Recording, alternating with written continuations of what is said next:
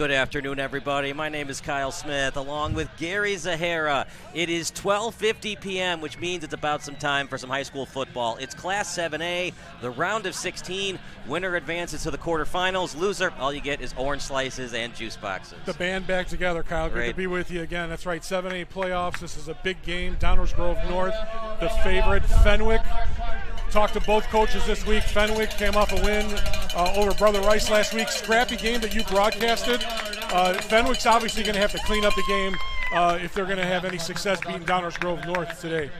Frankie Hosty back at quarterback for Fenwick. Unfortunately, Jamin Williams broke his ankle. He's done for the year. Only problem with that is Jamin Williams with a completion percentage over 65% before the injury. Frankie Hosty, we've seen the big plays, the 71-yard touchdown, the 50-yard touchdown, completion percentage under 55% coming into this game. So if they're going to win, it's not going to be because of the completion percentage. Most likely it's going to be because of the big plays. Interesting that you talk about Frankie Hosty. When I talked to Matt Battaglia last night, I asked him if Jamin Williams is available. He goes, no comment. So we might have something interesting when we get the kickoff going here at Downers Grove North. We're talking about a team, Fenwick. You and I did the game against Montini. They came off that 1-point loss to Joliet Catholic. Then they went on a run, winning 4 in a row, 8-2, won 6 out of their first 8, and they won the four games in a row to get in the playoffs. Matt Battaglia's team is on a mission. They're improving every week. They said, we don't mind being the underdogs. He took a quote from Nick Saban saying, stay away from the rat poison. Don't eat the rat poison. So. Well, I mean, you embrace the underdog mentality, but here's the issue. You look at Downers Grove North, they dominate opponents in the first half. How about this, Gary? They've outscored opponents in the first quarter 117-35.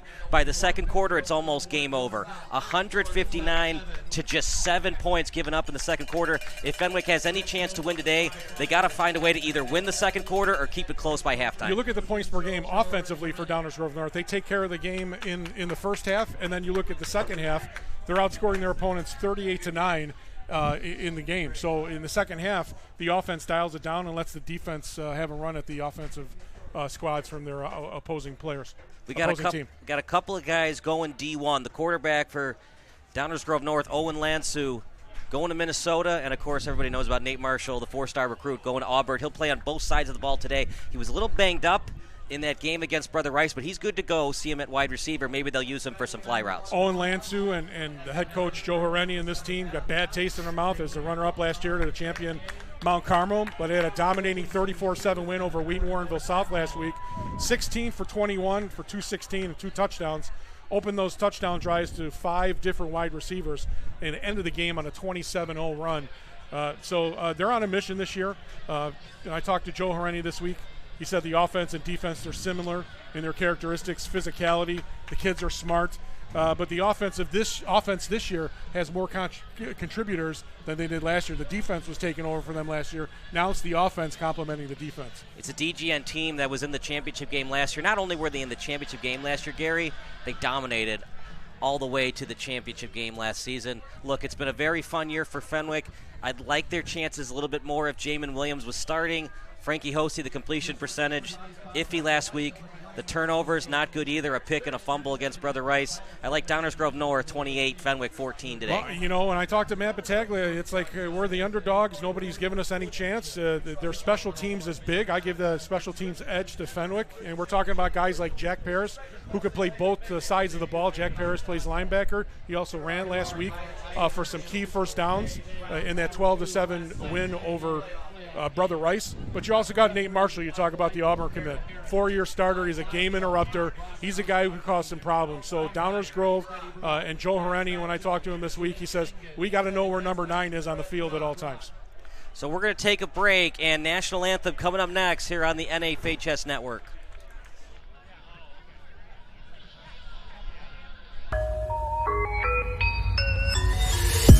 This is heart. This is pride. This is community. This is high school football.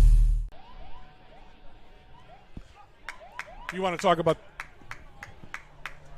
Back to the action, Kyle Smith alongside Gary Zahara. And Gary, It's a Downers Grove North team that's looking to get back to the championship. Meanwhile, for Fenwick, they're the underdogs. Had a very nice season, but when they played tough opponents, Mount Carmel, who's still very much alive in 7A, they play later today against St. Charles North. When they played Mount Carmel, a tough opponent, they got dominated. So I'm a little bit worried for them without Jamin Williams at quarterback today. It's going to be tough if Jamin Williams does play today. Like I said, when I talked to Matt Battaglia this week, I asked him about the quarterback situation. He said no comment. So we're going to see what happens. What are your thoughts for Fenwick today? How are they going to win? Is it going to be a shootout, or do they have to do what they did last week against Brother Rice? Can't get in a running game, meaning up and down the field with this Downers Grove North team. Too many weapons.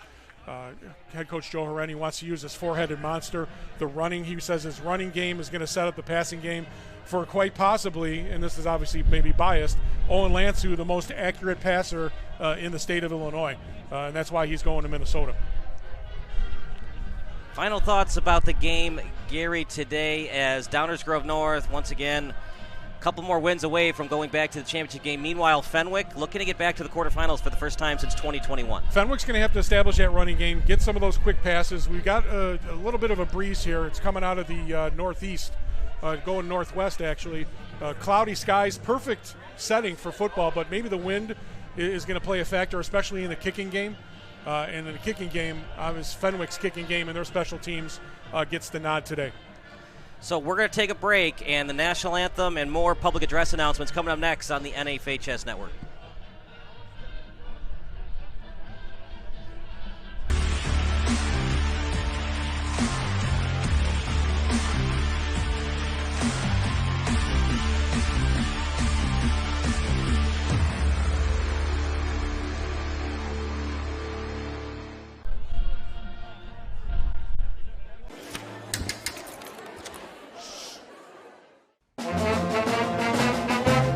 Conductor, how about something new? You played this last year. Come on, get your head out of your sacks. Shh, we're trying to hear. Well, I'm sick and tired of hearing your kid play the wrong notes. Where's my kid solo? At least you can see your kid. Why is my kid stuck way in the back? The conductor only plays his favorite. I get her, not solo. You see my kid? Yeah, Come on.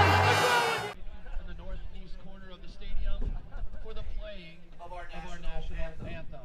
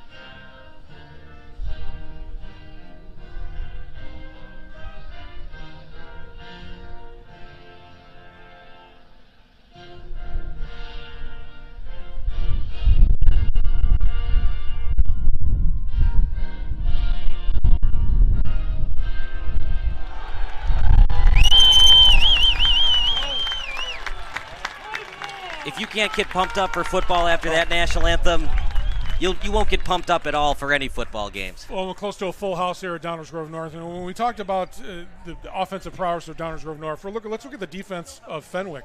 Fenwick's defense only giving up 12 points a game. Downers North giving up 9 points a game. This is going to be a defensive battle. Like I said, I think its special teams are going to play a big factor in this game. Field position. And we're going to see if Downers Grove North can establish that running game early so they can open up the field for Owen Lansu and those receivers. They got a lot of good receivers on this DGN team. You look at the stats coming in. Led by Oliver Thulin with 6 touchdowns, Tavares Edwards with 4, Charlie Cruz and Will Vala both with 3 touchdowns apiece. Receiving yards coming into this one, 581 for Oliver Thulin, 267 for Max Troja, 274 for Vala, and 281 for Tavares Edwards. So it's an offense that likes to spread the ball around a lot, Gary, and they're going to want to do that today. Is if they single in on Thulin, Fenwick is good as shutting down your number one receiver. You know, Downers Grove North going to try to be like Clubber Lang, want to knock Rocky out in the first quarter. And they put up 211 yards in the first quarter and get those points and really stick it to the defense of the opposing team. Like I said, it's going to be the four-headed monster. If they're able to establish their running game, offensive coordinator Josh Crouchy, offense, four-headed running back monster. Jake Gregorio's got 12 touchdowns on the ground. Alex Framuga, 4 touchdowns. James Lumpkin and Caden Shirelli, 6 touchdowns apiece. This is good news if you're a Trojan fan. You get the ball first, you can score first, and put the pressure on Hosty and the opposing side offense. Didn't know who won the toss, but I'm assuming if Matt Battaglia won the toss, he wanted to give his defense a chance to go against this Downers Grove North offense. It's the real deal, led by their Minnesota recruit in Owen Lansu. And here we go. Football begins at Downers Grove North High School. And it goes out of bounds, and the clock will be at 12 minutes even to start the first quarter. Jack Paris, Nate Marshall leading the defensive crew out there for the Fenwick Friars. We're going to see what kind of interrupting number 9 can do out there. Jack Paris flies to the ball. Fenwick's defense flies to the ball as well. They put the hat on you. So we're going to see how this running game starts for Downers Grove North. So it'll be 1st and 10 at their own 20. 2 running backs in the backfield. And waiting for a substitution for Fenwick as Jack Paris will have to take a seat for a play, and that's advantage Downers Grove. That's one of their best linebackers in Jack Paris. Don't know what happened there. Was it an illegal substitution? Either that or it might have been an equipment issue. It's the playoffs. There's sometimes you get away with that in the regular season, but in the playoffs, IHSA officials, we crack down. They're going to switch the formation, and it's going to be a handoff right off the right guard. Past the 30, 1st and 10 for the Trojans, just like they've done all season long, Gary. They average 38 points per game. Alec Formuga right off the tackle. Got the first down, and this is what exactly head coach Joe Horeni wanted. He wanted to establish that running game so they can open up the passing game. So it'll be back to 2 running backs in the backfield. Watch out for number 9 at defensive end. Can he get to the quarterback today? 1st and 10 at their own 30. They run 1 in motion, a little bit behind it, but he did get it to Formuga. As Formuga gets past the 35, flag on the play might be against the Trojans. You get a flag in that area, looking pretty much going to be a holding call. Yes, sir.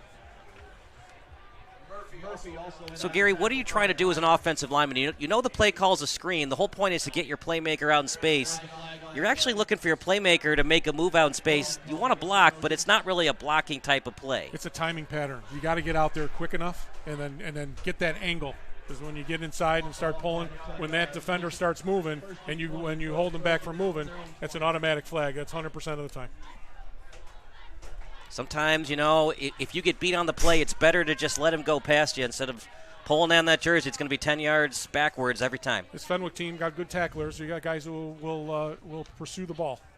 1 in motion, that's the tight end. They're going to run it off the left tackle. Didn't get much. As Fenwick's defense coming up big again. We talked about they lost to Mount Carmel 35-10. Don't forget, Gary, they were up 10-7 in that game.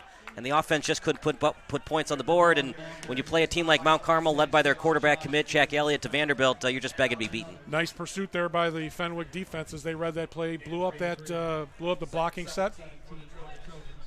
2nd and long. What do you want to call here on 2nd and 17? We're going to call a timeout here again. Another substitution issue. Oh, boy. Aiden Burns, good pass rusher. He's going to have to take a seat for a play. Make sure you got all your equipment ready to go before you get onto the field. Clean pocket for Lansu. Scans the field right down the middle. It is a couple of yards short of the first down, but they get some chunk yards back. 3rd and manageable coming up. Oliver Thulin with a great play, and head coach Joe Horeni talks about Owen Lansu was able to read and pick up his reads very quick, and you see there, gets the feet set, checks his reads, and gets that pass right over the middle. Great pass, good catch. 3rd and 4 at their own 36. If they get a couple of yards, partner, they'll probably go for it. They're going to split the wide receivers. Nobody in the backfield. Lansu with time, scans the field to the other sideline. High throw completed. to Fermuga. 1st and 10, the Chains keep moving. I think that was Max Troha. Great catch by Max Troha. Even a better throw. Placed perfectly there by Owen Lansu as that defender just missed the ball by a couple inches. Fermuga's 2 and Troja's 12. It's a distance. You can't see. We got the big windows here. Did you get those eye drops in before the game? Remember, they didn't have a running back, so it could have been Fermuga as they ran him out at wide receiver. Either way, it's a completion, right? Hand up the middle. This is Fermuga now. Yeah, you wouldn't really run Troja in that spot. 2nd and long for the Trojans. I'm liking Owen Lansu right now. His poise, his confidence on those 2 throws. The pressure's really not bothering him. He's staying in the pocket. He's setting his feet and is using that strong arm. They're going to need Jack Paris to do a lot of good things today. He had that couple of nice tackles last week against Brother Rice to the sideline, completed. That time it was definitely Max Troja. As the Chains move, advantage Trojans, and on their back heels are the Friars. Another first down for Troja, and beating that zone, seeing a soft coverage in that zone, and another first down for the Downers Grove North offense as they are moving. TJ Smith at cornerback. We haven't seen him a lot at corner, but he's playing today. Might have been offside. If he was offside, that's a free play for the Trojans. Lansu knew that, but he wanted to go back to the sideline to get a play call. If I'm the center, I'd snap. He fumbled. Ball on the turf. There's a lot of Friars around it. But the Friars are not excited, so it looks like the Trojans luckily got it back. Got a big break for the Downers Grove North Trojans right there. That would have definitely put a stake right in the momentum that Downers Grove North and their offense have so far in this first opportunity. If you're Fenwick, try your best to not give up 6. Still okay giving up 3. You really don't want to give this Downers Grove North offense a lot of confidence going into the second quarter. Well, the way the wind is blowing, it could be a tough field goal attempt as they're going to be kicking into the wind. 2nd and 12. You got the ball back, but you lost 2 yards on the play. They switched the formation again. And this time a handoff to the right tackle, going nowhere fast. Fenwick read it well. Jack Paris, the first guy on the tackle, and Tommy Thies was on the pursuit.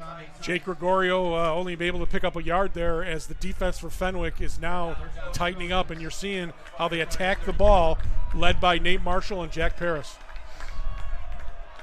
So we got 3rd and long.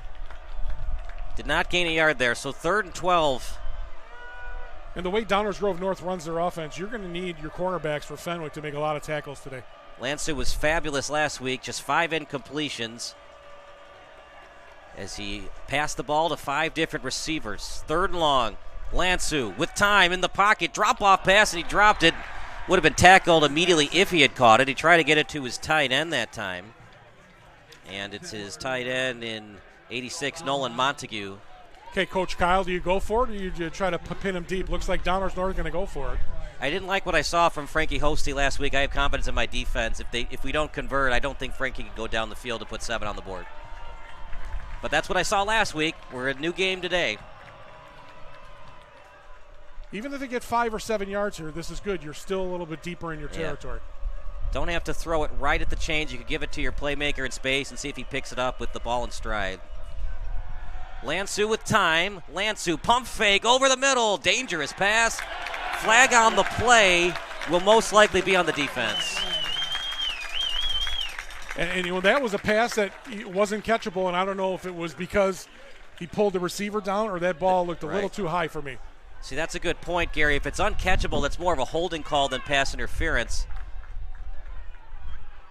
In college and high school, because they play college rules tonight, obviously, it's 15 yards. There is no spot foul for pass interference at the high school and college level. Anyway, 1st and 10, break for the Trojans. They've gotten 2 breaks on this drive. Fenwick's doing a nice job, but a killer penalty there. Absolutely a killer penalty. This is now we're going to see how Fenwick's defense answers this big penalty call that could have got him off the field on 4th and 12.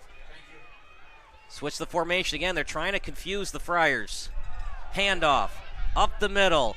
Bing, bang, boom. They've been doing it all year with the running game, and that play was no exception. Just getting manageable yardage to get to 2nd and 7 instead of 2nd and 10. And also because you got the second best player in the state defensive line-wise in Nate Marshall, Downers Grove North not afraid to run at him either. They're running both ways, running away and running to him and making him make plays.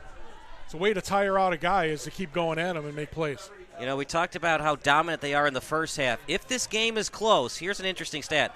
Downers Grove is only outscoring opponents 42-35 in the fourth quarter. If Fenwick can keep it close, keep that in mind, as tripped up at the point of attack. It'll be 3rd and long coming up. It's a tough Fenwick defense. Only 2 losses on the season. They beat a tough Brother Rice team at home last week. 3rd and long coming up for the Trojans. You know, being in the Catholic League prepares you for playoffs here because, you know, who they have to face. But Downers Grove North, their one blemish was against Lyons Township this year. And Coach Joe Randy said they were up 20-0 in that game. They did not have Lansu. They did not have one of their top receivers. And they ended up blowing a 20-0 lead and losing to Lyons Township, who is still alive in the playoffs for the IHSA. It's a tough Lyons Township team. Third day, what do you want to run here? A screen or maybe something right at the chains? I'm looking for that maybe soft area in the zone mirror, maybe run a little fade, make the linebacker cover the tight end. So we got a false start. Not only do you lose 5 yards, Gary, but you make it 5 yards tougher on your kicker. Again, you're going to be kicking into that wind a little bit. So same situation as the last time. It was 4th and 12. It's 3rd and 13. Fenwick definitely is going to have to make sure no cheap penalties to keep this drive going. They haven't been able to get much pressure on this offensive line of Downers Grove North. Haven't called number 9's number yet. They're doing a good job in sealing and doubling him up. But again, that'll leave Jack Paris to run around and make some plays. You can only double one guy. One in the backfield. I am surprised by this, that Downers Grove's going to call a timeout. Timeout called by the Trojans. We'll take a timeout as well. You're watching the NFHS Network. The IHSA is proud to offer participation.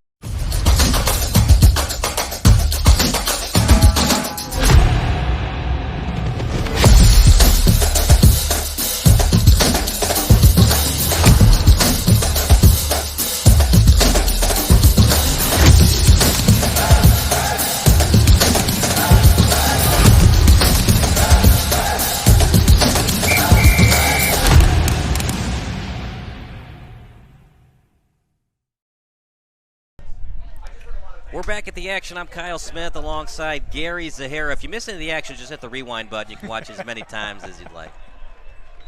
And we're going to see how many times Kyle calls me partner today. I've been good. I've been calling you Gary a lot.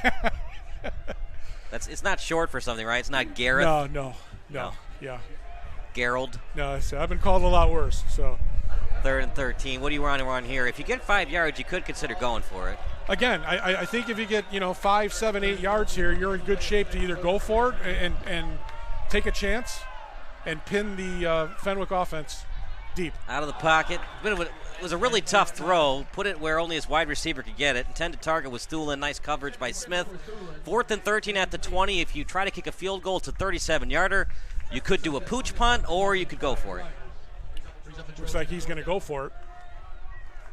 I kind of disagree, but you bring up a good point, Gary. You're kicking into the wind. Even if you make it, you're only up 3-0. But it's also a Fenwick offense that only scored 10 points last week. They got to be a little bit low confidence coming into this. And if you get one-on-one coverage here on the near side, you might just want to throw it up and see what sticks. Oliver Thulin would be their big moneymaker receiver on this possession. He has 581 receiving yards coming into this game. Lansu with time. Lansu over the middle, no one home. And good decision not trying to pick that ball off. If he had dove for it, if he was at the 1 yard line, he might have been called the one, but he just let that go by, and it's 1st and 10 at the 20. Impressive defensive stand by the Friars. After 2 penalties, they kept the drive going. They could have folded like a couch, but they didn't. And now we're going to see what Frankie Hosty does. See what Frankie Hosty does, trying to do this for Dad.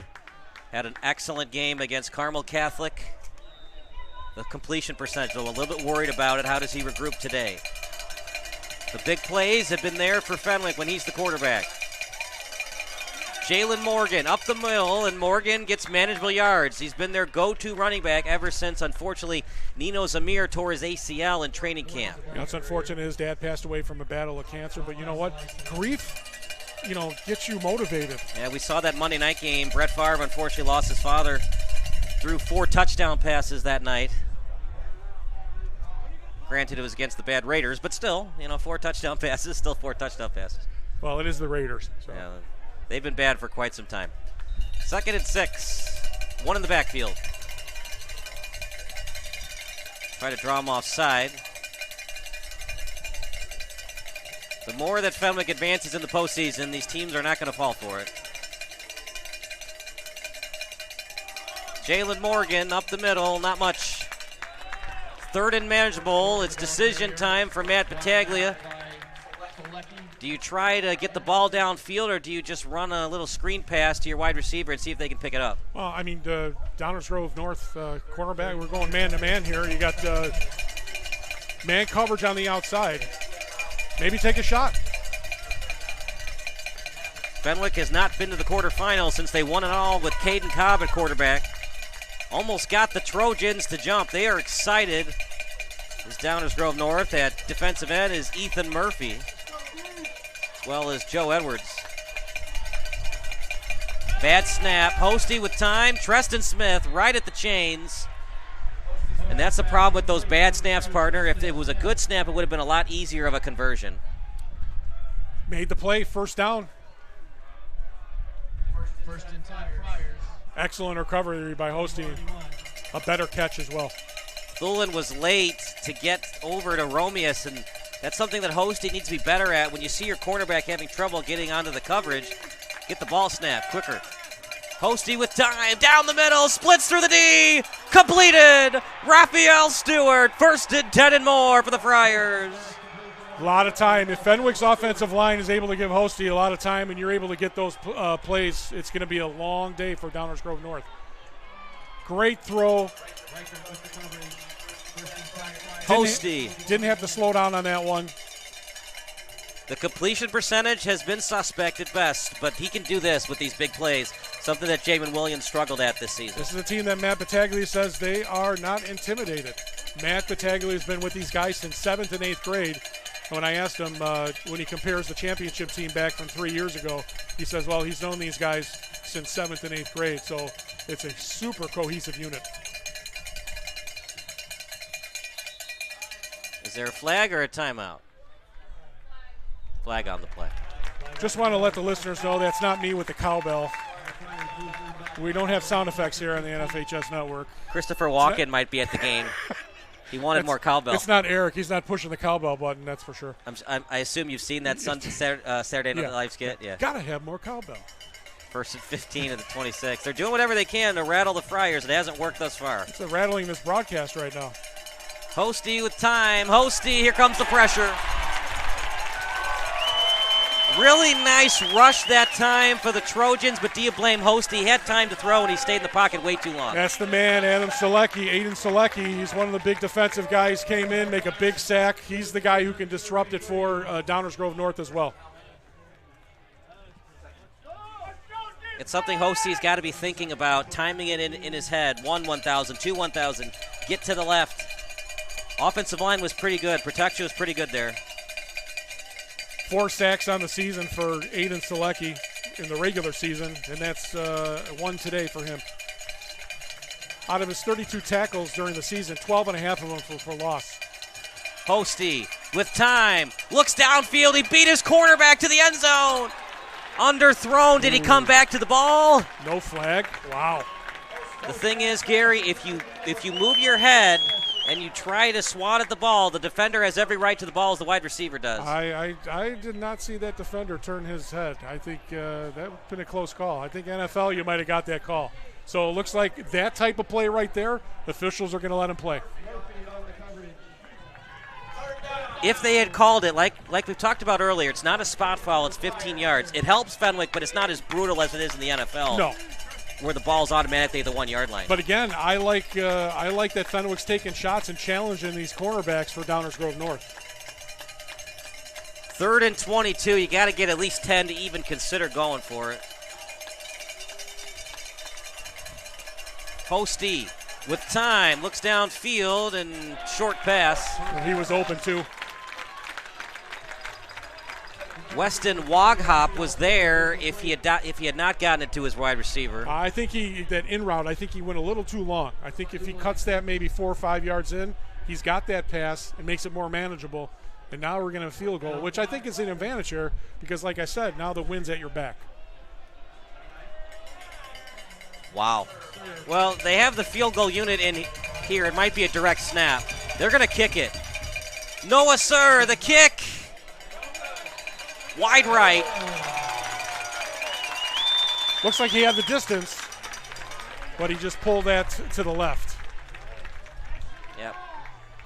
Right on my screen, on his is left.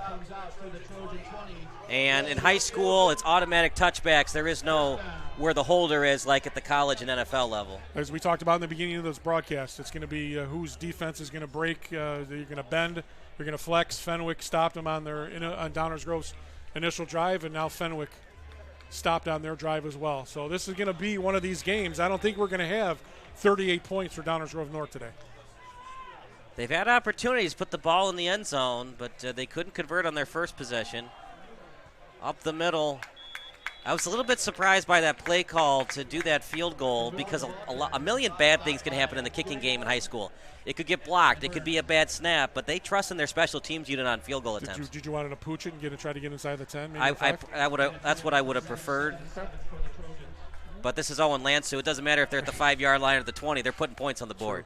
You know, when you put your Coach Kyle hat on, I get sit here in awe all the time. 2nd and 7 at the 23. It's a lot easier to be an armchair head coach, right, than a real head coach. 2nd and 7 at the 23. Is Lansu with time. Now he'll roll outside the pocket. Drop-off pass, and he's smothered. Ball's loose. They're going to say incomplete. Tough call, Gary. I do not think he threw the beanbag down, which means that's a fumble. But I thought I saw the ref signal the safe sign, which would be incomplete. Fenwick, I think, came up with that ball as well. See, they're talking it over. One official, incomplete. Incomplete pass. And I agree, Gary. It looked like he didn't make a football move. Right, but the line judge threw the side judge threw that flag, threw that blue beanie down, which means it was a fumble. But the white hat, the referee, overruled him.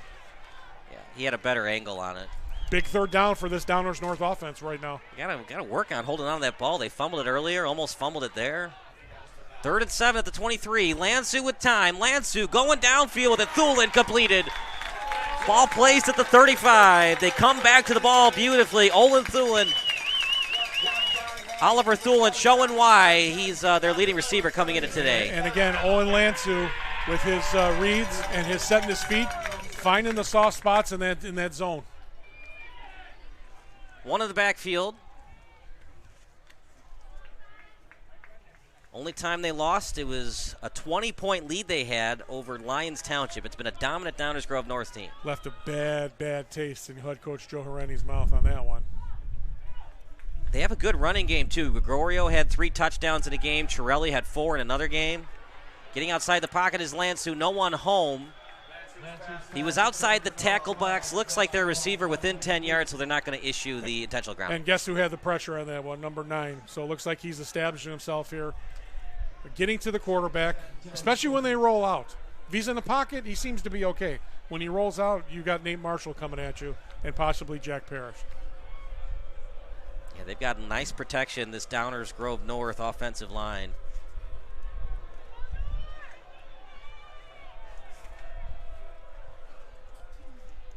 Handoff off the left tackle, and he took a shot by Paris.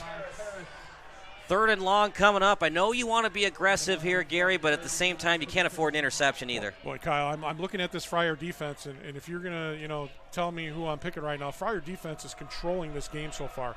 Yes, Owen Lansu's looking good in the pocket, made some good throws, but this Friars defense is stepping up and getting to the ball quickly, not allowing big plays on the ground. 3rd and 9. They got to get to the 46 to extend the drive. 1 in motion, now in the slot. Time for Lansu. Drop-off pass to the tight end. Not going to get it, just barely got past the line of scrimmage. He dropped it off that time to Will Vala. And the punt unit in for the Trojans. Michael Murphy blasted Oliver Thulin on a cross pattern, knocked him out of the play, which caused Lansu to hit his tight end, which there was no gain or 1 yard gain, and now they're going to have to punt the ball. Start the second quarter. We'll take a break. Second quarter of action coming up next. It's 0-0 here at Downers Grove North High School.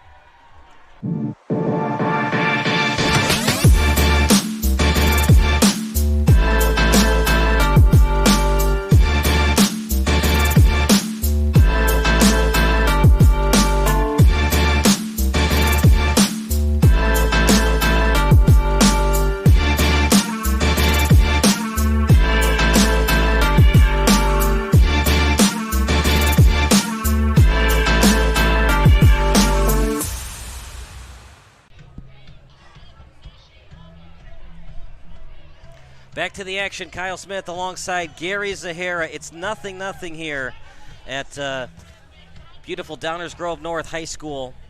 It's a gritty, tough, physical Fenwick team, and they're very gritty and physical today. Can their offense put points on the board? They were driving after that completion of Raphael Stewart, and then they were just stuffed after they got to the 20. Punt formation, high snap, the kick, and it's a decent one. As Montgomery fumbled it, ball loose, Trojans got it. Oh, boy. Trojans got it. And it's going to be recovered by Weston Woghop. That was Miles Montgomery who muffed that punt. It looked like Fenwick was going to get a piece of that punt, but did not. He called for the fair catch.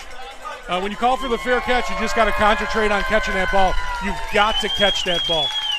Use your hands, not your body. That's a big turnover.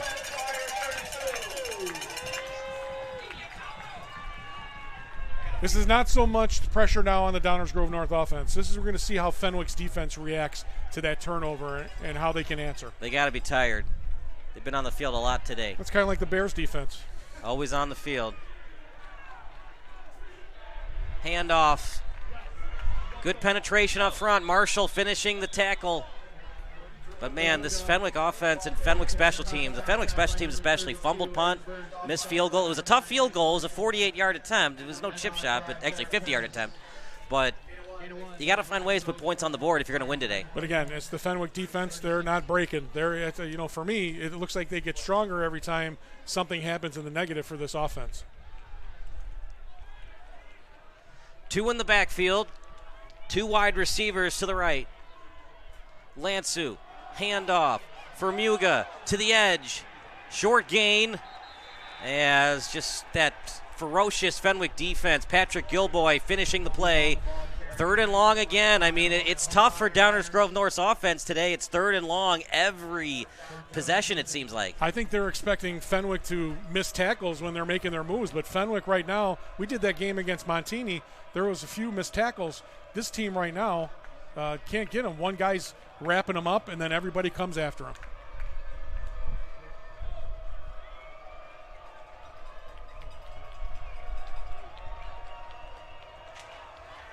With time, Thulin, and it's, Treston Smith had a chance for a pick 6, and it was dropped. One of the rare occasions when Owen Lansu missed through that ball, threw it behind the receiver. That would have been a pick 6. If he comes up with that one. Yeah, Smith had it. Troja was the intended target. Again, probably he wasn't expecting the pass to come to him because, Owen Lansu's got accuracy, like Tom Brady. Right. I mean, he throws it before the wide receiver goes into his break. 4th and 9. I would punt, but it is a very good Downers Grove North offense. Lansu with time. 3-step drop. Dangerous pass, and it was off the fingertips. Try to give it to Troja. Fenwick's offense back on the field. They have shut down this Downers Grove North offense, but the Friars can't put points on the board, at least not yet. You talk about the Downers Grove North offense averaging 38 points a game, but right now you got to talk about the Fenwick Friar defense. This defense has come to play. This entire team has come to play. It's going to come down to some wacky plays, I think. This is not going to be a high-scoring affair. And on paper, if you look at it, Downers North should be blowing this team out. But, again, this is high school football. And Fenwick comes out of the Catholic League. Off the left tackle, Morgan with his best run of the day. Can the Friars put points on the board? Only time they had an opportunity to do so, they missed a 50-yard field goal. What will they do on this possession? Fenwick faithful bringing their almost entire contingency of fans here. Handoff to Morgan, going nowhere fast. Good penetration up front by the Trojans. Head coach Mac Battaglia talks about the fan base here. Most of them are from the western suburbs, Western Springs, so this is right down the road for them. And also, Matt Battaglia and head coach Joe Horeni coached together at St. Francis a while back, so they know, very good friends, and they know each other. All bets are off when the playoff game starts, though. Try to draw him offside.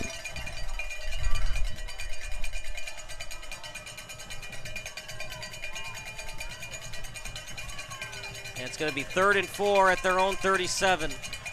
Oh, boy. Morgan just absolutely drilled on the play, and it looked like Anthony Wheeler delivered the tackle. Actually, that was Peter Rodriguez. And 4th and long. 6 foot, 250-pound lineman. Put a hat on him and forcing him to punt. That was a great play. Looks like that was a missed blocking assignment. 4th and 8 at their own 33. Rinse, lather, repeat, mostly what we saw last week from Fenwick's offense. Can't get first downs, can't block. Usually a high school football game as well. We're here for 2-3 hours. This game's moving quick. Very good hang time from Sir. Little short. This time it's caught. I just don't know how much longer this Fenwick defense can hold on. That's an impressive punt into the wind. Noah Sir, again, it's going to be a field position battle here. Now we're going to see if Downers Grove North's now had, a couple of opportunities offensively to put some points on the board and get down the field. Unfortunately, they're their own worst enemy. But Fenwick's defense is playing a big hand in that as well. So far, Downers Grove North's defense has been great, led by Joe Edwards. 12 tackle for loss coming into today. He's being recruited by both Akron and Marshall. Joe Horeni said he's being under-recruited as well. He thinks he should be recruited higher. His brother David plays for the Bills. Nice gain on first down. That's what I think they need to be doing more. Not just running up the middle, but maybe some pitch plays, maybe some reverses. Get this Fenwick defense second guessing and then play action down the field for Lansu. If you keep going 3 and out, especially the Fenwick defense, they're going to get tired here. Right. Fenwick's offense keeps going 3 and out. And what you're going to see is them being able to run the ball effectively when that defense up front gets tired. Lansu's been good, not great. He almost threw a pick. It was in the hands, and Treston Smith dropped it. In coverage is Fenwick. To the sideline, good pitch and catch. And he was starting to juggle it as he got out of bounds, but they say that he fumbled it out of bounds. It was completed to Charlie Cruz, who scored a touchdown pass in that big semifinal game against Normal Community. He's got some weapons, and in the beginning of the game we talked about that Downers Grove North wants to establish that running game. Well, right now, that running game is not doing too well against this front for Fenwick. 1st and 10, ball at the Fenwick 49. They try to draw him offside. Now they look at the play sheet.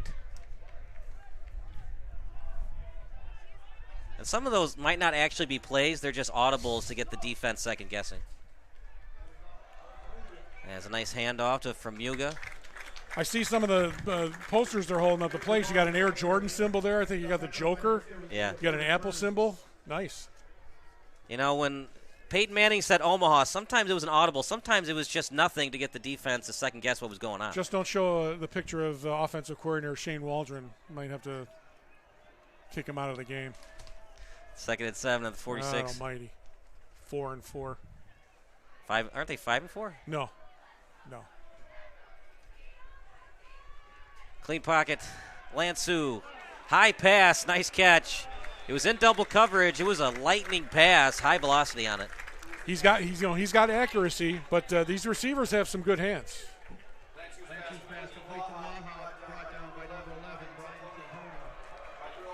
How do you keep your defense fresh? Do you put in some subs to give Paris and Marshall a couple plays off? Jack Paris is like the Energizer Bunny. He's not coming out of that game. He wants to play both sides of the ball. Yeah, we saw him in Wildcat last week to get them that win. They got to be tired, though. I mean, they've been on the field for, 3/4 of the game? Handoff up the middle. They give it to the fullback. It's close. I think the forward progress will be the first down. Looks like he's coming up short from that far official. Drake Gregorio was on the carry. If I'm Downers North, I'm going for it here simply because Fenwick's offense right now, they're struggling. Yep, you're going to stay on the field. Smart move. Maybe a run-pass option, maybe a quarterback option, a bootleg. Yeah, you could run the option, yeah. Maybe an RPO, though. 4th and 1, you're going to get a lot of people stacking the box. You might not have time to convert on the RPO. I'm surprised they're not right at the point of attack, right at the line of scrimmage, this Fenwick defense. Handoff, close. I think he's short. Nate Marshall's saying he's short. And he was short. Interesting play call. I would have liked to have been a little bit more creative there. How many times can Fenwick defense go to the well and come up big in this playoff game? Right now, I mean, we're just under 6 minutes to go in the first half. Fenwick's defense, right? I give the nod. It's to the defense. If Fenwick were able just to move the ball effectively, they'd be having a lead in this game. Downers North right now struggling offensively to try to find their identity today. You know, we think about why Fenwick hasn't put points on the board. How big was that sack? It went from 1st and 10 to 2nd and 22. Playing the quarterback position, it's not just about completing passes. It's about avoiding sacks as well. Hosty with time, looks downfield. Now he'll go to his second option. Bjorsen fumbled it. Ball loose. Did it hit the out-of-bounds line? I think it did, and Fenwick holds on to the ball. Something's going on. I mean, it's not raining. That ball's not slippery. Those are the kind of passes he needs to make. Those short passes, 6-7 yards. Now you set it up manageable. 2nd and 2, where you can run an option play or hand the ball off. 2nd and 2, 1 in the backfield. They split the wide receivers. Pump fake. Hosty thought about running with it. High pass, completed to Stewart. As he's still on his feet. Stewart down the sideline. He is tough to bring down, Gary. Great move on the sideline. Thought he had him wrapped up. Did a little juke move. Got himself another 6-7 yards. And now the Fenwick offense is starting to move down the field. They got close last time. Stewart's been their big guy wide receiver today. Hosty. Quick pass. Dangerous one. And you're going to get your wide receiver killed if you keep doing that. And that or pick six. You're doing a hurry-up offense, but you got to the quarterback, Thulin, read that play perfectly. He takes one step inside more. He's got a pick six. Both teams have had chances for pick six. Treston Smith dropped it. Bjorsen actually kind of played defensive back on that play and just kind of knocked it down. Trips to the left. Snap count and the hard count. Downers Grove North not fooled. You're going to have somebody here with man-to-man coverage on the far side. Hosty in the pocket, steps up beautifully. Dangerous pass, and they might have to call a timeout soon to have Hosty refocus, as some of these passes have been very dangerous. Did not see the safety there. Ethan Kist read that play, came underneath, and again, while he dove, he would have made an incredible interception. But again, I think maybe Hosty needs to start stepping up in the pocket, maybe running the ball. Downers Grove North with 2 timeouts left. Fenwick with all 3. 3rd and 10. They'll be conservative as handoff didn't get anything. Very nice fake by Hosty. He almost got Downers Grove North to bite on him on the quarterback sneak. I think Hosty should have kept that and tried it because it looks like Downers bit on that immediately. Now it's 4th down and 9. You're going for it. The hard count really doesn't help you because you would only gain 5 more yards. But I guess if you gain the 5 more yards, then you would actually go for it. Unless he's going to run, they'll take the delay and then take their chance on a punt. Wow, this is shocking. Hosty gets outside the pocket. He's going to run with it, and what is going on? Why did he not throw the ball? Don't like that call by head coach Matt Battaglia. I don't understand why Hosty just didn't throw the ball. You got to try to get the first down. The only time you would run with it is if you can get 5 or more yards so that you pin Downers Grove North 5 more yards backwards. I don't understand why he would just run out of bounds like that. He only gained 1 yard on the play. Right now, the Fenwick's offense is keeping the defense off the field for about maybe 3.5, 4 minutes. They need a longer, sustained drive. Again, I mean, unfortunately for Fenwick, that the clock's running and this half is going by quick where they're not on the field. Lance has been a little shaky at times, almost threw a pick 6 to Smith. Dangerous pass, and Paris almost got a piece of that. 5 yards, though. At the end of the day, it's a 5-yard gain for Downers Grove North, but both quarterbacks now a little shaky.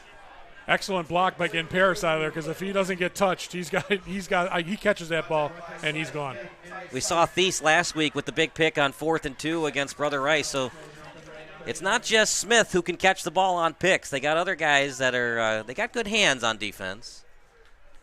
2nd down, handoff up the middle, going nowhere. 3rd and manageable. You know, the forecast today was calling for a little bit of rain, but the way this game is moving, we're going to be out of here before the rain gets here from Peoria. The way that these guys are fumbling the football, if it rains, we might see 5 fumbles for each team. There you go. They're fumbling it in perfect weather. How many overtimes you're going to have? Right. We'll be here till midnight. 3rd, 4. Watch out for 12. He's been going Troja's way a lot today. Now they switch the formation. Lineman back on the line. Time for Lansu. Lansu. He's got a man. Right on target. Completed to the tight end. Vala. What a nice touch pass that time by Lansu. And what happened was is you're rolling out. You're making the defense run east-west instead of north-south. And that's where coverages break down in the secondary. Nice touch on the pass. Great catch and run after the catch. The way that Fenwick's offense is struggling right now, 6 points would really hurt Fenwick. You still feel pretty good if you're a Friar fan if you're only down 3-0.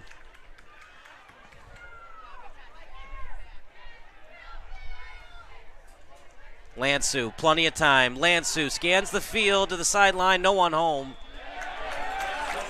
Flag on the play, might be holding against the Friars. Late flag as well.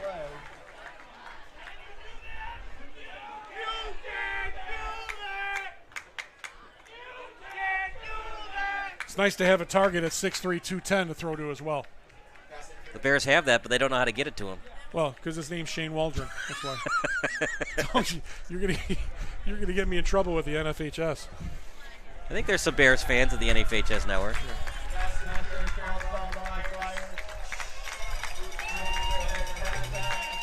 You like that? Was that a pass interference or was that a Yeah, other guys holding. legal contact? Yeah. Either way, it's good news for Downers Grove North, bad news for Fenwick. You know, even the way Fenwick's offense is playing, 3 points is might be tough and insurmountable the way this game is going right now. So you're going to have to go in the second half no matter what happens on this drive, and you're going to have to make some adjustments. Lansu and might be against the Trojans. False start. Do you think they're being a little too cute with changing these formations a lot? And I know they practice it a lot, but practice versus game can be different. Well, I think they're trying to get Fenwick and the way they get off the ball quickly to get some penalties here. This is what number 9 and number 5 get paid for, and I say that tongue in cheek because you can't get paid at the high school level. But this is where they earn their stripes right here. This type of defensive stand in the red zone. Need 15 yards to extend the drive. Lansu, drop-off pass, gets it to his Oliver Thulin, and Thulin will get near the 10. Got it to the wideout. They run some interesting formations down at Grove North. At first I was going to say the running back because it was in the flat, but that was actually to Oliver Thulin. They get that defense guessing a little bit. First time Fenwick missed a tackle on that one where he would have had him right there. Still going to have to get a first down here before you get in the end zone. 2nd and 7, ball at the 11. You don't have to score a touchdown. You would have the ball at the 3 if you convert. If I'm head coach Joe Horeni, I'm getting this ball into the end zone. I think you're going to get it. Fenwick's defense got to be just dead tired right now. 2nd and 7. Fakes the handoff. Lansu with tons of time. Excellent tackle. But he gets out of it, gains extra yardage, as he got it that time to 34 as he gets it to Gregorio, and it's going to be third and short.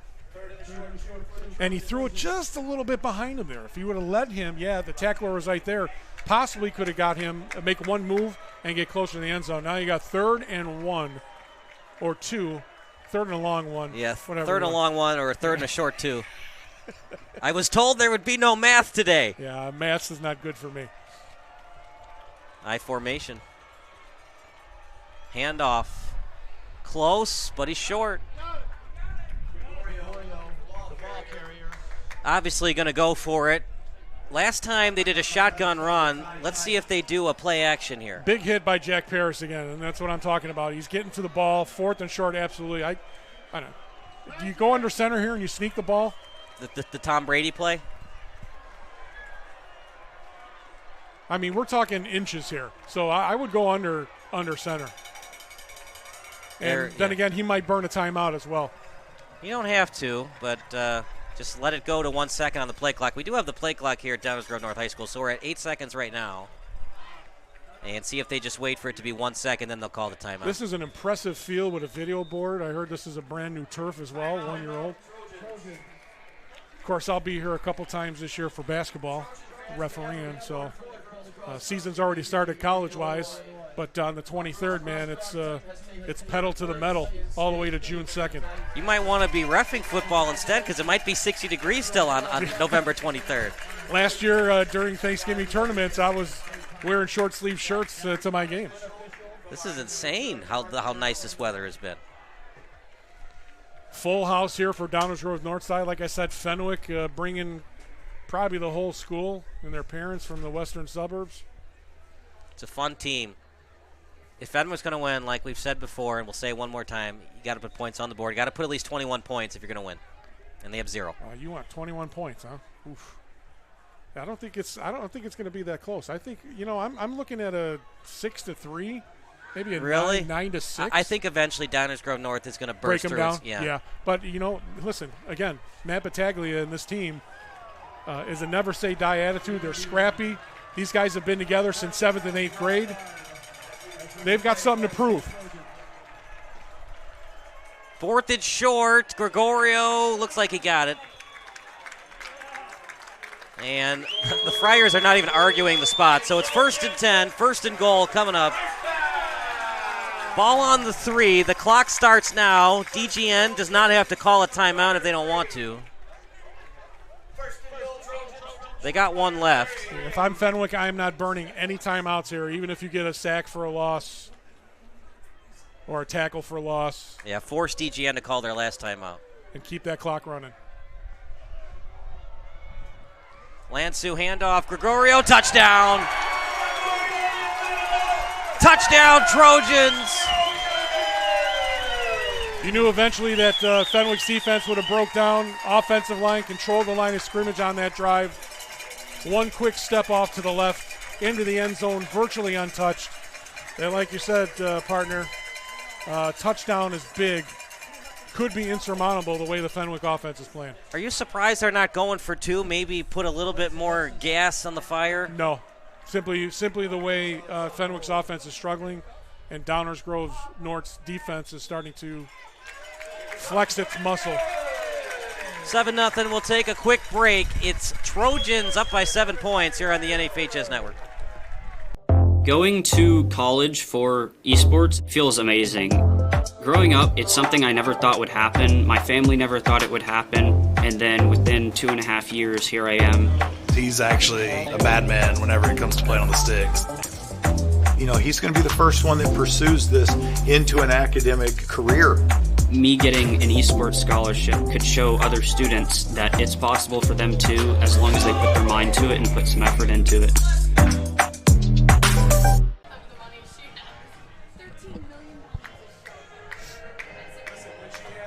Back to the action. I'm Kyle Smith alongside Gary Zahara with 45 seconds left in the first half. We'll see what Fenwick can do here.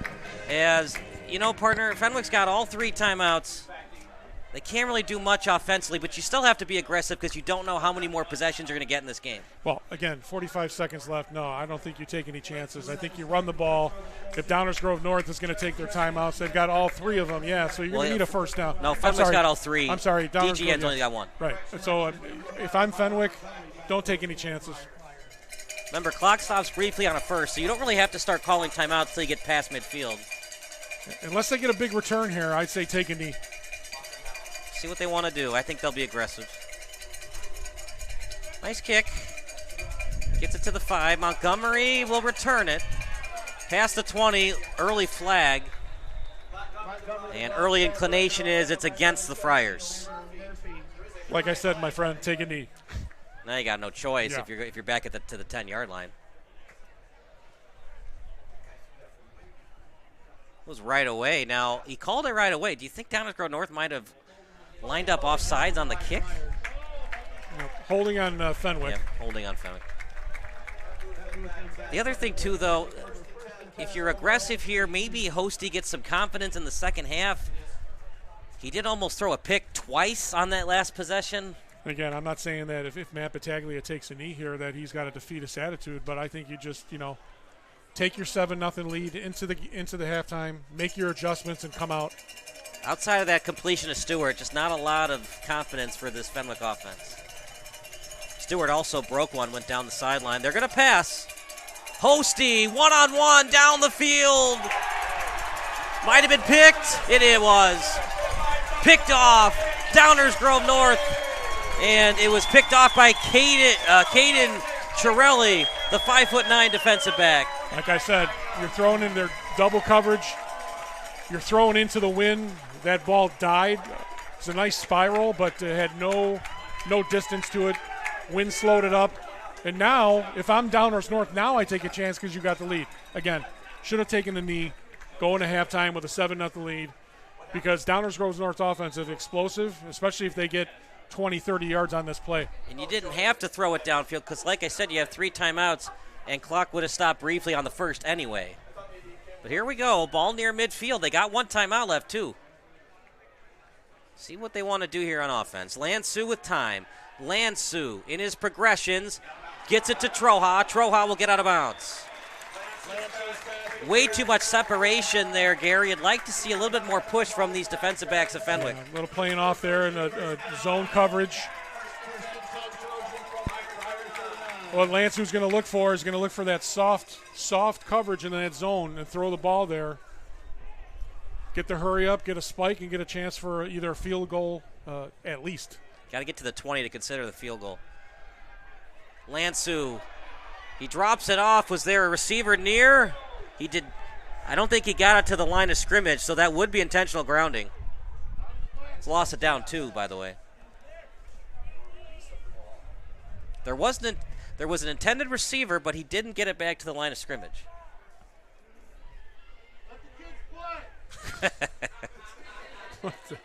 Yeah. I mean, let the kids. That statement, especially when I'm reffing, I hear that in basketball. I just turn and look, and I just hand him my whistle. I said, "Come on down here, take the test." I mean, yeah.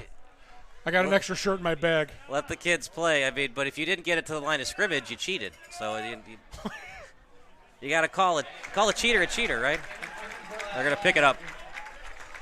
Interesting. What would you have called? He didn't get the ball to the line of scrimmage. I thought it was intentional grounding. I like the fact that they got together and talked about it. Yeah, right, yeah.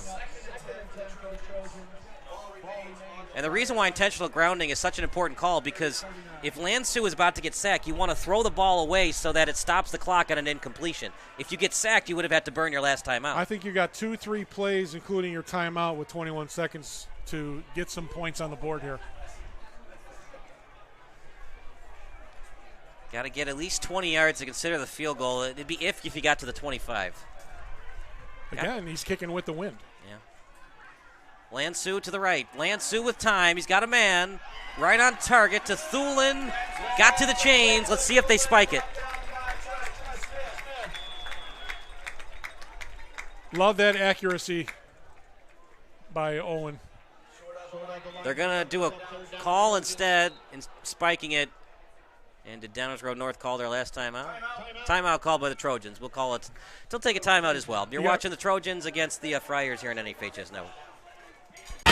What rhymes with great? Participate. Where does greatness start? Here, in the classroom. On the stage. In the pool. On the field. Where will your greatness take you? To better grades. To more friends. Yeah! Be great. Participate.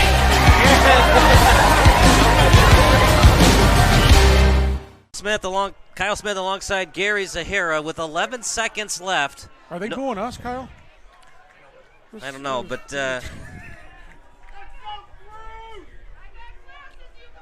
like I said, 2nd and 10 here. I think you go right to the end zone, 3 shots.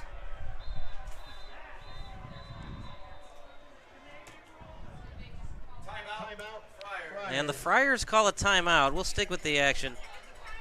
I'm surprised by that. I would have waited for there to be 4 seconds left on the clock because sometimes teams don't trust in their kicker. So if Downers Grove North had gained 5 more yards, they might have done the Hail Mary instead of the field goal attempt because a million bad things can happen on a field goal attempt. Well, with Owen Lansu's arm and his accuracy, again, I'm going to the end zone 3 straight times. Fenwick's not going to have any opportunity unless they get a pick and they can run it back for a touchdown. You go into the end zone, try to get a penalty, and if you do get a penalty, you're going to get into the end zone or get those 3 points automatically.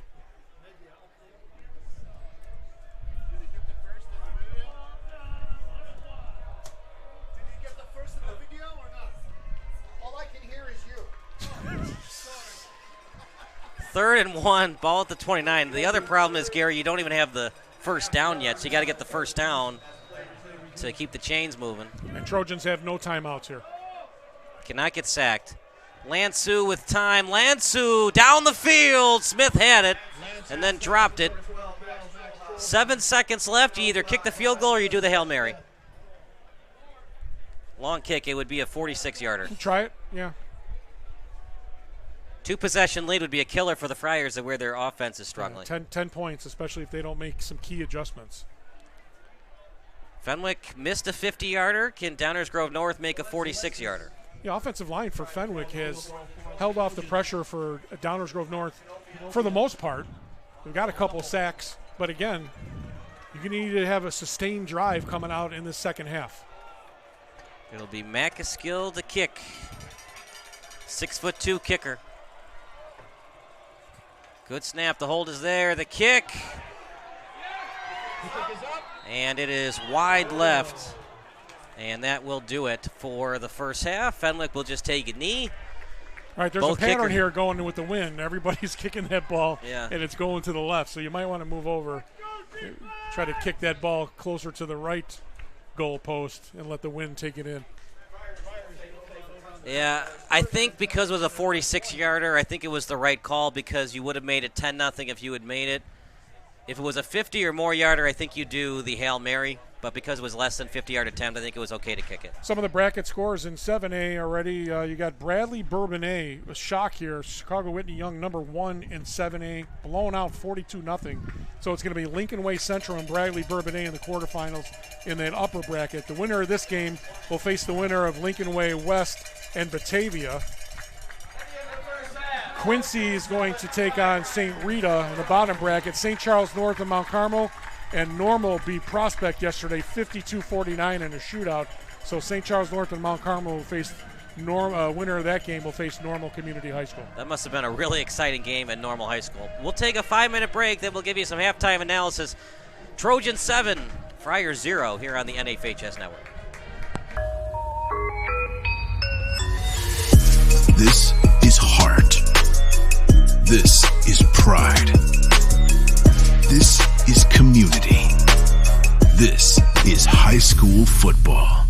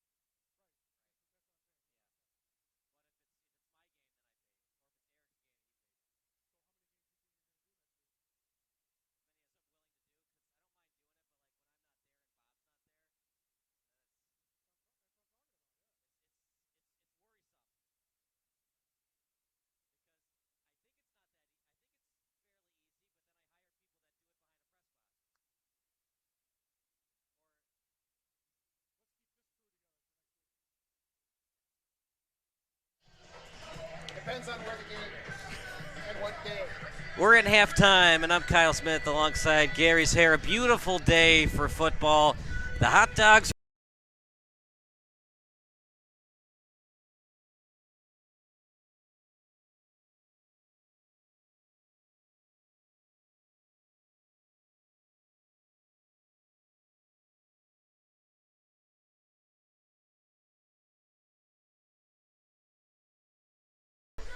Fenwick has nothing right now. Fenwick, in that first quarter, give them advantage defensively. But it looks like Downers North is just starting to chip away at the strength of Fenwick's defense, taking advantage of some turnovers, taking advantage of not being able to get that ball down the field, making some big plays, some sacks, some big tackles for loss. And right now, unless Fenwick's got to come out in the second half, again, we talk about that first drive coming out in the second half is the most important. So we're going to see how Fenwick and the offensive unit comes out and answers Downers Grove North's domination towards the end of that second quarter. The other thing is, too, is Hosty thinking about that pick. He underthrew it. It was a really nice pick by Chirelli. I don't know. This is also a Hosty kid. He was under 50% last week. I know they won, but it really wasn't because of the offense. The only touchdown they scored, it was after a fumble and then a 39-yard completion. It was a beautiful pass by Hosty to get to the 1-yard line, and then they ran Nate Marshall and Wildcat, and that was the difference, and then they got the safety to ice the game. So it was really a defensive battle by Fenwick last week. The defense is there today, but no offense for the Friars. And again, that interception's a throwaway. Could have cost them. We should have taken the knee. But again, Matt Battaglia is not a guy who's going to sit down. He's going to go right after you. He's going to make you make plays. And unfortunately, Hosty threw that ball into the wind. It kind of held up a little bit, and they were able to make that interception. A Downers Grove North team with 13 starters, including Lansu. Actually 14 total if you include Lansu. That was in the championship game last year. And they've had success, and they performed at a high level in pressure situations. The head coach, Joe Horeni, told the Chicago Sun-Times, people know about us, the expectations are there, but we're still going to keep fighting. We're going to do our thing, and that's what they're doing today. And unfortunately we don't have stats today, but you're going to look at Downers Grove North in the middle to the end of the second quarter, dominating offensively and on the defensive side. So, again, it's a 7-0 game. Anything can happen. You're looking at a Downers Grove North team that averages 38 points a game. And they went and scored 27 unanswered against Wheaton Warrenville South last week. But Fenwick's defense is a defense that doesn't break, and they're going to keep coming and coming. But there's only so much you can do to keep going to the well to try to stop this offensive explosion. What kind of conditioning drills do you work on in training camp and the 7-on-7 drills in the spring and summer? The defense has to be wiped, but maybe they're conditioned to be in these kind of spots where Downers Grove North is dominating the time of possession 3 quarters to a quarter. Absolutely. Matt Battaglia, I talked to him this week. He talked about these guys getting up at 6 in the morning, training in August, 100-degree weather. You're going to get that stamina. You're going to work on your stamina, and this is what it all comes down to. This is why you lift all those weights. This is why you do all that training in the preseason, and even earlier than the preseason. We talked about wide left. We see Noah Sir working on kicks.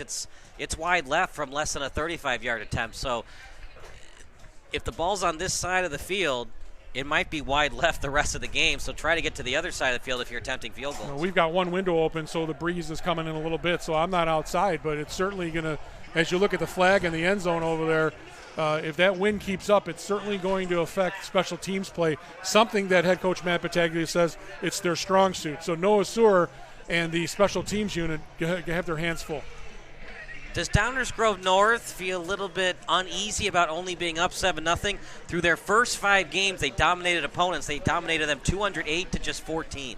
I don't think they feel fortunate. I think the fact is they knew it was going to be a scrappy game. When I talked to head coach Joe Horeni, he knows Matt Battaglia. He knows that this Fenwick team is not going to give up. And again, I keep talking about this team comes out of the Catholic League. Yeah. You got champions coming out of the Catholic League. So we'll take a quick 30-second break. Second half of action coming up next on the NFHS Network.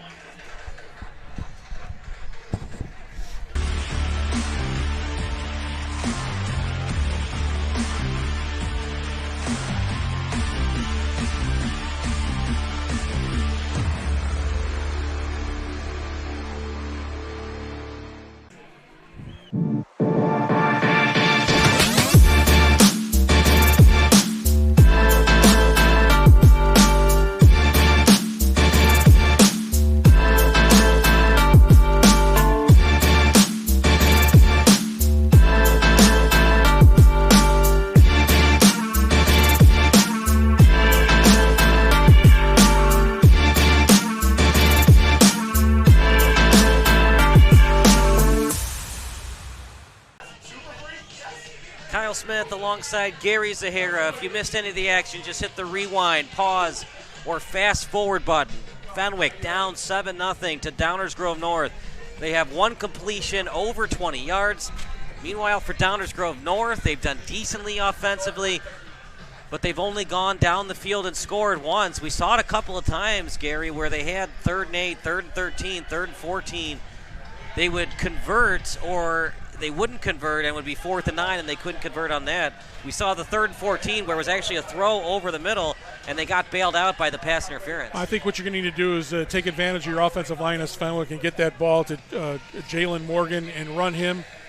Put the ball in his hand and see if he can carry the team close to the end zone, and see if Frank Hosty can do some rollout passes, because you got some wide receivers who can make some plays for you. We talked about the struggles for Fenwick's offense. Nothing new for the Downers Grove North defense. Total offense in the first half, they're giving up just 3.5 yards per play. It's been fabulous. The passing offense, there's a reason why Owen Lance will be in Minneapolis come next fall. 13 yards per attempt. And for opponents, less than 10 yards per passing attempt in first half. And if Downers North does advance into the next round, this is the type of game you're going to have to win, a 7-0 game, 7-3, 10-7. That's the way it's going to be. I don't think you're going to be able to air it out and have a 52-49 game like we've seen in previous rounds so far. And you were talking about hot dogs. I'm looking down the road behind us over there. I haven't been to Scooby's. It's been 20 years. I'm going to stop and get some. You should. A char Polish and some fries. Are you going to join me first or no? I got to do the hockey game with Eric. But if you want to, we can go dinner. I owe you 4 Gatorades. So if you want to go to dinner, I can either meet you at Scooby's or. You're going to be at Seven Bridges tonight? Yeah. Okay. Yeah.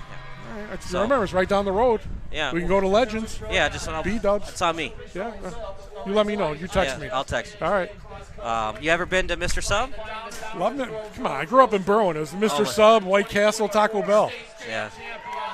We used to get Mr. Submarine before Sox games, and then take him to 35th and Shields. Quick score surprising here in 7A as Batavia and Lincoln Way West. Lincoln Way West up 21-7 over the 4th-seeded Batavia Bulldogs. 9-1. 7-3 and 9-1 matchup. A 4-20 matchup there. Batavia's always tough, but you know what? Any given Sunday, there's a reason why they made that movie, right? Chicago St. Rita, always a team that's in the playoffs. I mean, I grew up in Berlin, went to Morton West High School, and our team won the first round game. It was surprising. I think it was an 8-7 win. Oh, wow. And then the next week had to face St. Rita and got their you-know-what's kicked bad. Always a tough team. Everybody's good. Brother Rice, Fenwick, St. Rita, obviously Mount Carmel is a whole other animal. Loyola Academy is a whole other animal. That's why I'm saying you come out of the Catholic League, it doesn't matter who you play. Like Downers Grove North and Joe Horeni knew that this team was going to give them trouble. No matter who the quarterback was, he knows that Fenwick coming out of the Catholic League, they prepare to play hard, scrappy, hard-nosed football in your face, put a hat on you, and, you're going to have to beat us physically. And these are two physical teams. Now we're going to see which team's going to be more physical. And the advantage here for Fenwick is they get to correct it quickly by getting the ball in the second half. So smart play by Matt Battaglia. We didn't see the coin toss. I'm assuming if Matt won the coin toss, he deferred. So now we're going to see Frankie Hosty in that offense if they can get something going here.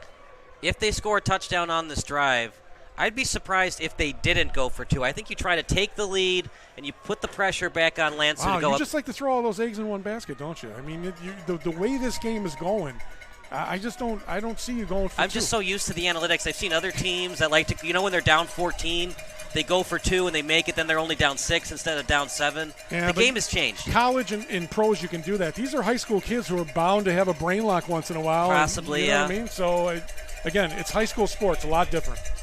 But we'll see. First, I got to get into the end zone. Exactly. Really nice kick, but it did not get to the end zone, so Montgomery will have it. At the 20, he gets to the 21, so he gains 1 extra yard instead of if the ball had gone into the end zone. So here we go, this Fenwick offense that has struggled mightily today outside of that 20-plus yard completion of Raphael Stewart. Hell of a hit by Ethan Murphy. Put a hat right on him, knocked him down. He had some momentum coming out of that end zone. If he gets past Murphy, he's not around, he could probably get 10, 15 more yards. So now we're going to see head coach Matt Battaglia and his staff, what kind of adjustments they made going into the locker room. I think go to your strength. Strength has been running the football, quick passes. They're not a lethal team vertically. They can do it, but it's not what they're well known for. Pretty good snap. Hosty with time. Wide open man. Not a great pass. Having to go down to the turf and Smith to get it, and that's the problem in high school football. You're automatically down once you hit the turf. Just a little bit off today. If that was in stride, it's probably 3+ yards after catch, but a little behind him. Smith had to dive for it. And again, he's throwing the ball into the wind. So those kind of passes right now are getting knocked down. The receiver's going to have to know that and make those adjustments. 4 wide receiver set. Hosty with time. Pump fake, he'll run with it. Hosty with a nice stutter step move up the middle. Hosty past the 35. That's exactly what I'm talking about. I think what he needs to do pump fakes and have that defensive line come up the field. You step up into the pocket, make a run, a great move to elude that defender and get the first down. Hosty with time. Hosty, tons of time. Going out to the left now. Hosty, and he'll just throw it toward the sideline, complete. Raphael Stewart, at first it looked like he was just going to throw it away, and then Raphael Stewart came back for the ball. Took a while for Big Boy to get down there to make that call, but yeah, that was a great catch. Was that a design play, or did he not get it out of bounds and Raphael Stewart readjusted? I think he just was throwing the ball there. Great adjustment. Came back for the ball beautifully. Did Stewart? Oh, dangerous pass. It's complete. They were ready for it, but just over the outstretched arms of the defender, and Fenwick on a roll right now. Partner, what did I tell you? Coming right out, making an adjustment. Fenwick probably saw something. Now they're going to, I love Frankie Hussey's poise right here in the pocket so far on this drive. This is the kind of drive that Fenwick needed coming out in the second half. Hosty, this time, late handoff to Morgan. Might be a half yard short. Obviously, going to be another running play. Wow, they did not give him the first down. Mostly in high school football, if it's close, they just give them the first down. Today, it's very much NFL spotting the ball today. What I'm interested. What's interesting to me is that high school, especially the games that you and I have done, that they don't go under center for short plays like a 3rd and 1 for a quarterback sneak. Morgan got it and more. The problem is, Parter, if you don't practice it, it's hard to feel confident to run it in the game. I sure hope that they practiced that Doug Kramer handoff, because if they didn't, that was a questionable play call, to say the least, by Shane Waldron.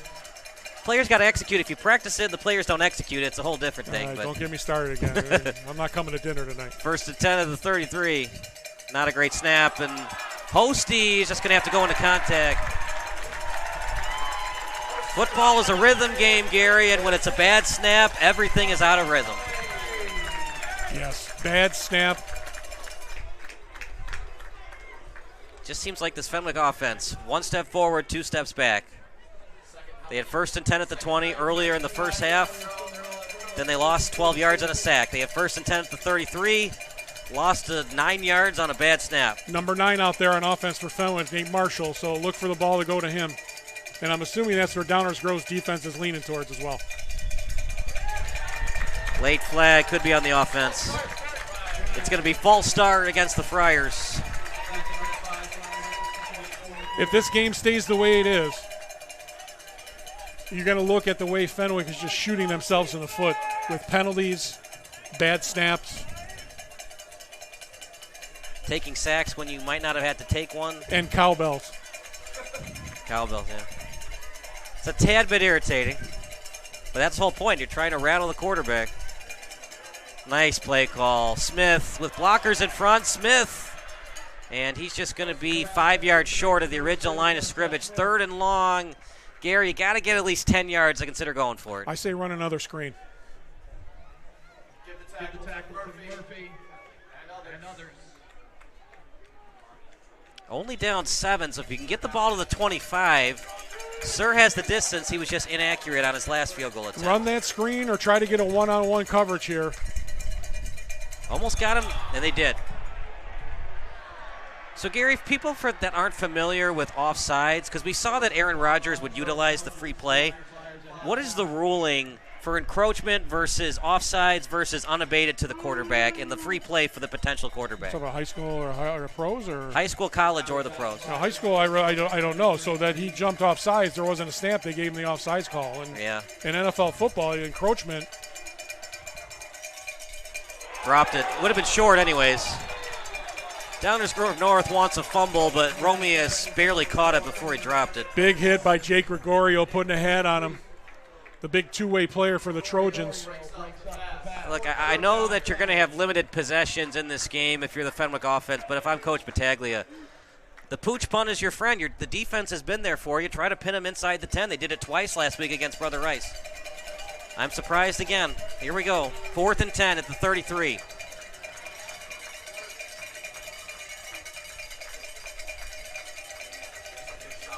Frankie Hosty took over the job a couple weeks ago for Jamin Williams. He's been up and down the last couple weeks. Hosty in the pocket. Hosty scans the field. Pressure comes. Couldn't get out of it. Sack for the Trojans.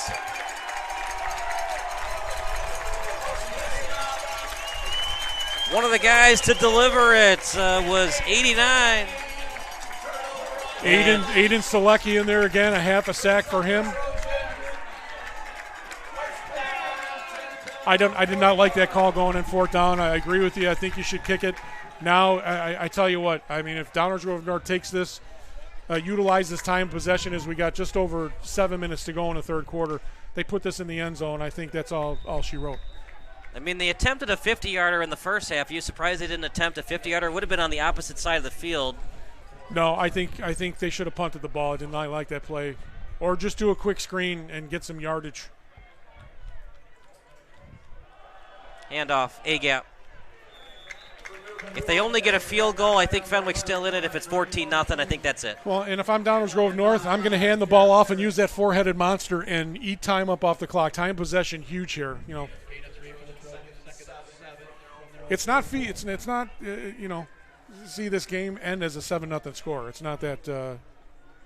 Very impressed by this Fenwick defense. One of the best offenses in the state. Just hard to win consistently with your backup quarterback. It can be done, but it's a rarity. Handoff up the middle. He got the first, but there is a flag. Yeah. Probably coming back. I just wonder how this game would be different if Jamin Williams is under center, simply with the run-pass option. Yeah. They don't have the big plays with him, but they do have those run-pass options. 3rd and 4 just seems to be a little bit more manageable with Jamin Williams and Frankie Hosty. It's on the defense, surprisingly. So 1st and 10 and more for the Trojans.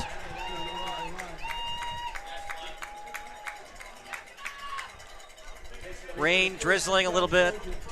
It's that 15-yard penalty, so it must have been something. Could have been sportsmanlike, yeah. Sportsmanlike? Okay. Remember, in high school, they still have the old 5 versus 15-yard face mask. They got rid of that at the college and NFL level. 1st and 10 at the 32. A-gap power for Muga. Excellent run. It's such an advantage for Downers Grove North to have 3+ running backs that they can consistently rely on. 12 touchdowns for Gregorio. For Muga, 4 touchdowns.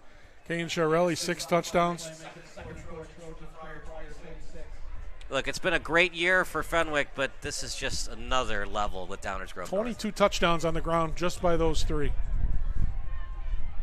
Good luck for anybody else that plays them if Downers Grove North wins today. 2nd and 4 at the 26. Downers Grove North in no hurry. Handoff. Gregorio gets close to the first. Good second effort. See where they spot it. And the chains will move.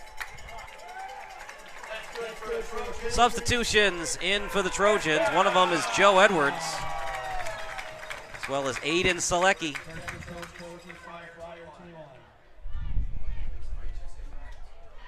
This is what Downers Grove wants to do. Wants to eat up the clock. Tie in possession. Ground and pound.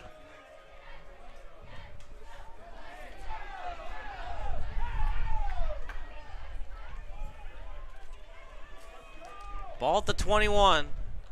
Time running out for Fenwick. Lansu Pressure comes, drop-off pass. Out to one of his favorite targets in Vala, who had that big conversion in the first half. You know, my friend, the crowd is great. They're enthusiastic. They're loud here with that cowbell. What's good about being a high school and college basketball official is that they don't allow cowbells during the games. What about the tambourine? No. No xylophone? No. Is that the thing they blow in soccer, or is it the? Remember the xylophone? It's like like those little like bells things. Got a Downers Grove North player injured. Can't tell the number yet. Oh boy, you hate to see it. We'll take a quick injury timeout. You're watching the Trojans against the Friars here on the NFHS Network.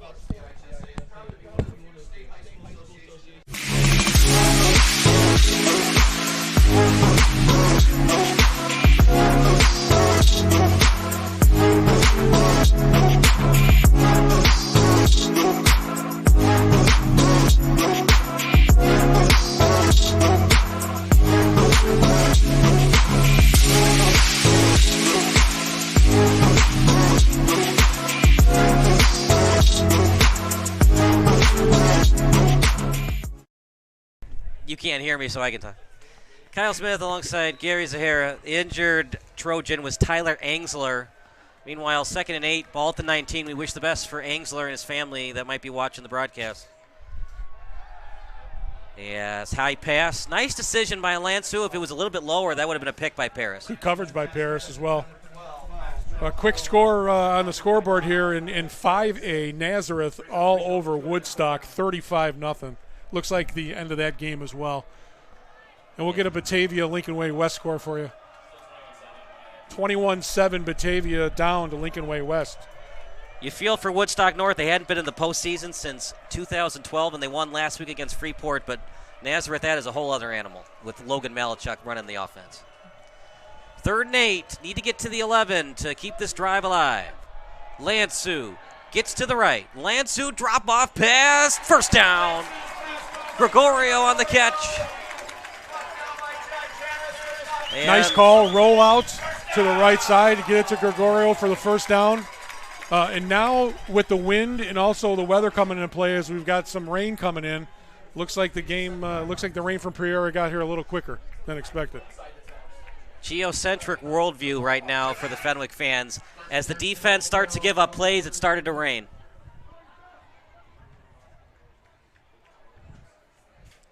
One of the few things I remember from high school English class. Ball at the 11. Out to the left tackle, inside the 5. You could just see it now. The front four for Fenwick a little tired. That offensive line for Downers Grove North controlling the line of scrimmage. Gregorio seems like he's been on every play in the second half. He doesn't get tired either. And they can get a first down, by the way. It's 2nd and 3 at the 4.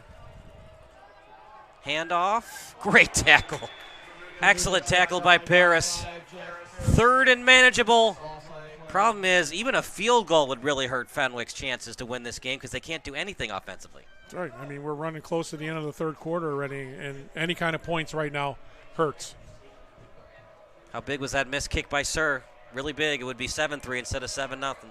But again, the offense is not, you have, 30, 40 yards of good movement, and all of a sudden, and then you kill yourself with penalties. 3rd and 4, Gregorio. And bad snaps. Close to the goal line. Where are they going to spot it? You think you would go for it, Gary, but then again, the field goal puts the pressure back on Fenwick. 4th and 2 at the 3. You don't have to go for it. It looks like they've got the special teams unit in. It's a smart call.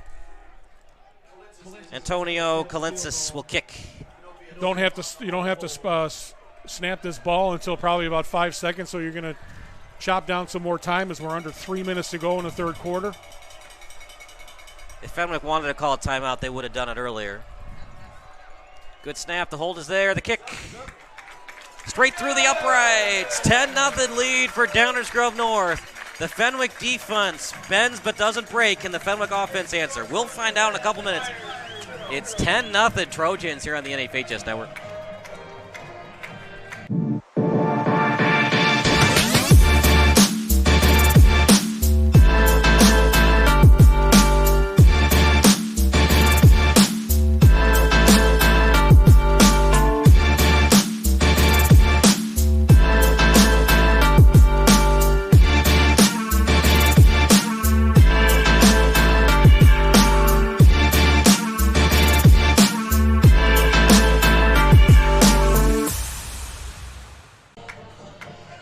10-0 lead as the Trojans doing all they can to advance to the quarterfinals. Fenwick just hasn't been their day thus far, but you know what, partner? Anything can happen in a football game. I was at the Bear games in 2001 where they were down 28-9 to the 49ers. You talking about the 2 overtime wins? Yeah, I was at back-to-back games. Anything can happen in a football game. Oh, my God. Here you go. So we're comparing high school to pros, and Mike Brown being the stud who got the touchdowns to win both of those You think games. about all the great college games. I think UCLA was down 42-7. But again, now the wind's still here, but now the rain has picked up, and that's going to affect the Fenwick passing game. They're going to have to run the ball more. Goes out of bounds. Break for the Friars. Ball at the 35. You're only down 2 scores. I mean, it's not like Lansu has been perfect today.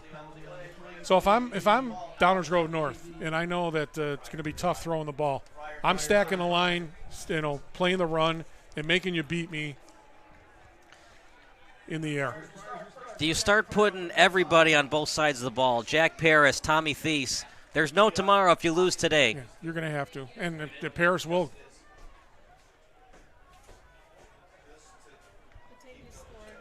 So it's 21-14. 21-19 Lincoln Way West over Batavia. So Batavia just starting, okay. Okay.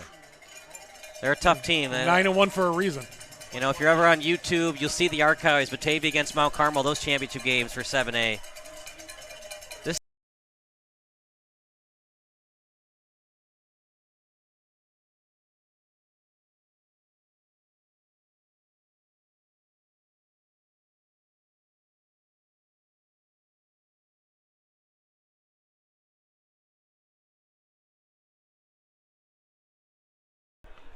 He's had a quiet day. They've targeted Max Troja a lot more than Thulin. It's going to be either illegal contact or pass interference. Looks like pass interference. They don't have any problems getting past the 30. They just can't get into the end zone. If you get into the end zone, you're back in it. Sometimes it's good to have a couple penalties helping you out, being lucky and good. Chicago Bears offense should know that. Yeah, they could help on offense. I think the Jaguars committed 8 penalties, but then 4 on 1 possession.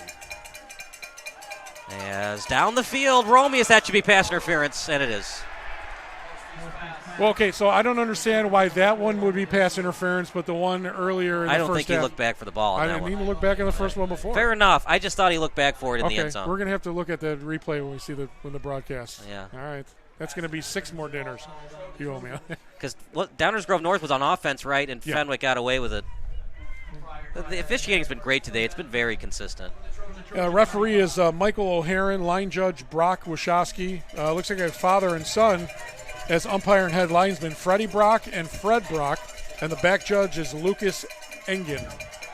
As Hosty will run with it past the 30, inside the 27. Smart play. I like that. I think he needs to start using his feet and start, chewing up some yards here and getting them an opportunity to get in the end zone. Now, if they score a touchdown here, you're going to change my thought process.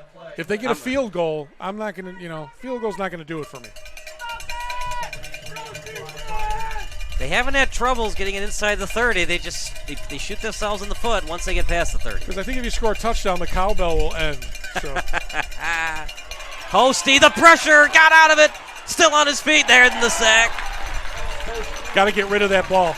That's the one thing I've seen in a couple of sacks that he's gotten. Aiden Selecki again. Nazareth driving again in the third quarter, so that will do it for Woodstock North. One thing, he's been holding the ball a little bit too long. I think he needs to get rid of it in pressure. Just throw the ball away. 3rd and 8 at the 33. You want the first down, Gary, but if you get it inside the 30, you give Noah Sir a chance for the field goal. But that, got to get some points on the board. He's offside. Would have been nice to have a free play there. I think they just blow it dead right away in high school. I don't think they allow free plays. 3rd and 3. Which I think that you should change that rule. Yeah, because uniformity rule. We have a new rule in high school basketball, flopping. Now we got to call that. It's going to be interesting. 3rd and 3. Inside the 30. Hosty fumbled it. Oh, no, he still got the ball. Hosty looking for Romeus. And he dropped it. Backyard football, and they almost got the conversion. You're absolutely right. Sandlot play almost worked. Got to go for it, I think. It's a long field goal attempt, and the field goal doesn't really help you that much either. Great awareness there. Maybe if he gets that ball, a little bit more air on the ball, I think number 4 for Fenwick. Romeus comes up with that pass. 4th and 3 at the opponent's 28. They got to get to the 25 to keep the drive alive. Hosty with a hard count. This is very doable here. They're on the right hash, so you would think Romeus is the intended target. They've got Smith in the slot. And they're going to call a timeout? Or is it on? I am shocked by that. I mean, you would think you would want to keep your timeouts until the 4th quarter. Well, I mean, this possession is big. If you don't get the first down here and hand it over to Downers North, they're going to run the timeout in the 3rd quarter, and then you've got the 4th quarter. We're going to chew up some time on the ground, and that pretty much puts that game away. Who's your go-to receiver here? Bjorson, Smith, or Romeus? Either of those 3, but I think you roll out here and put pressure on the defense. Again, east-west. North-south is easy to go, okay? Especially now with the turf being a little wet. You make a move, defender might lose his footing here. Is it harder for Hosty to grip the ball off the rain? Look, they throw the ball to the sideline to put the towel on it to get the water off, but it didn't look like he was having any trouble throwing the ball in the rain right now. So, yeah. But I'm just saying, I think a rollout play here, especially for 3 yards, it's harder for that defender to come up as the linebacker to try to make that play. You make one move, especially when the receiver's taking the other guy out of the play. You've got all that real estate. Rain continues here at Downers Grove North. Season on the line for the Friars. Yeah, I totally agree. This could be the season. Paris in Wildcat formation. Do not see Hosty at wide receiver. If you don't get the first down here and hand it over to Downers North, they're going to run the timeout in the 3rd quarter, and then you've got the 4th quarter. We're going to chew up some time on the ground, and that pretty much puts that game away. Who's your go-to receiver here? Bjorson, Smith, or Romeus? Either of those 3, but I think you roll out here and put pressure on the defense. Again, east-west. North-south is easy to go, okay? Especially now with the turf being a little wet. You make a move, defender might lose his footing here. Is it harder for Hosty to grip the ball off the rain? Look, they gets that ball, a little bit more air on the ball. I think number 4 for Fenwick. Romeus comes up with that pass. 4th and 3 at the opponent's 28. They got to get to the 25 to keep the drive alive. Hosty with a hard count. This is very doable here. They're on the right hash, so you would think Romeus is the intended target. They've got Smith in the slot. And they're going to call a timeout? Or is it on? I am shocked by that. I mean, you would think you would want to keep your timeouts until the 4th quarter. Well, I mean, this possession is big. If you don't get the first down here and hand it over to Downers North, they're going to run the timeout in the 3rd quarter, and then you've got the 4th quarter. We're going to chew up some time on the ground, and that pretty much puts that game away. Who's your go-to receiver here? Bjorson, Smith, or Romeus? Either of those 3, but I think you roll out here and put pressure on the defense. Again, east-west. North-south is easy to go, okay? Especially now with the turf being a little wet. You make a move, defender might lose his footing here. Is it harder for Hosty to grip the ball off the rain? Look, they throw the ball to the sideline to put the towel on it to get the water off, but it didn't look like he was having any trouble throwing the ball in the rain right now. So, yeah. But I'm just saying, I think a rollout play here, especially for 3 yards, it's harder for that defender to come up as the linebacker to try to make that play. You make one move, especially when the receiver's taking the other guy out of the play. You've got all that real estate. Rain continues here at Downers Grove North. Season on the line for the Friars. Yeah, I totally agree. This could be the season. Paris in Wildcat formation. Do not see Hosty at wide receiver. Paris, A gap, he got it! Oh. Touchdown, Paris! Are you kidding me, Gary? Right up the middle, Wildcat, and the Friars are still very much alive. Matt Battaglia talked all week, and of course you did the game against Brother Rice when Jack Paris came in to get some big yards, first downs and some yardage. Great call by Matt Battaglia. And now, obviously, this changes the whole complexion of this game. Totally impressed with Fenwick right here. They're going to do the PAT. Sometimes they like to go for 2 and Marshall on the Wildcat. That kick straight through the uprights. Jack Perez playing on both sides of the ball, and the Friars can still go to the quarterfinals. We got a ball game here, and you big props to that offensive line as they open up the hole. He was untouched. Untouched, yeah. We'll take a break. It's 10-7 Trojans here on the NFHS Network. The innocence of youth. Is there anything any better? But soon they'll be in high school and facing all the same challenges you faced. How to make friends, how to fit in, how to be cool. We want our children to have everything they'll need to live fulfilling and productive lives. Make sure the kids in your family are among the more than 12 million participants in America who take part in high school sports or activities. How about that, partner? 10-7. We got our awesome videographer, Eric Ratchey, showing the Friar faithful on the other side of the football stadium. And 10-7, now it's up to Owen Lansude, looking to prove he's done all season long, but one more time, proving to us why he's going to Minnesota. And again, I don't think you need to go to the air here. I think you've got four guys who can run the ball effectively. Again, Joe Horeni, the head coach of the Downers Grove North Trojans, he wants to do that. He wants to utilize his running game because that opens it up for Owen Lansude. Well, we talked about it in the first half. We'll talk about it one more time. It's a Downers Grove North team that is not very good in the fourth quarter. They've only outscored opponents by 7 points. It's going towards the game plan of Fenwick. Not a great kick. It was a chip kick, and they're going to have great field position past the 40. Well, that's just something you can't. It's something you can't do, especially when you have, of course, he's going into the wind on the kick. So it's not been a kicker's day. It's been a defensive battle. Look, if you like Patrick Mahomes against Jared Goff shootouts, today was not your game. No, and that's the way it's going to be, I think, the rest of the way in the playoffs. Except for that Prospect normal game, 52-49, defense optional in that one. You would have your voice would have ran out in that game calling touchdowns all game. Yeah. You would have to do some Ricola. Handoff for Muga. Nice run.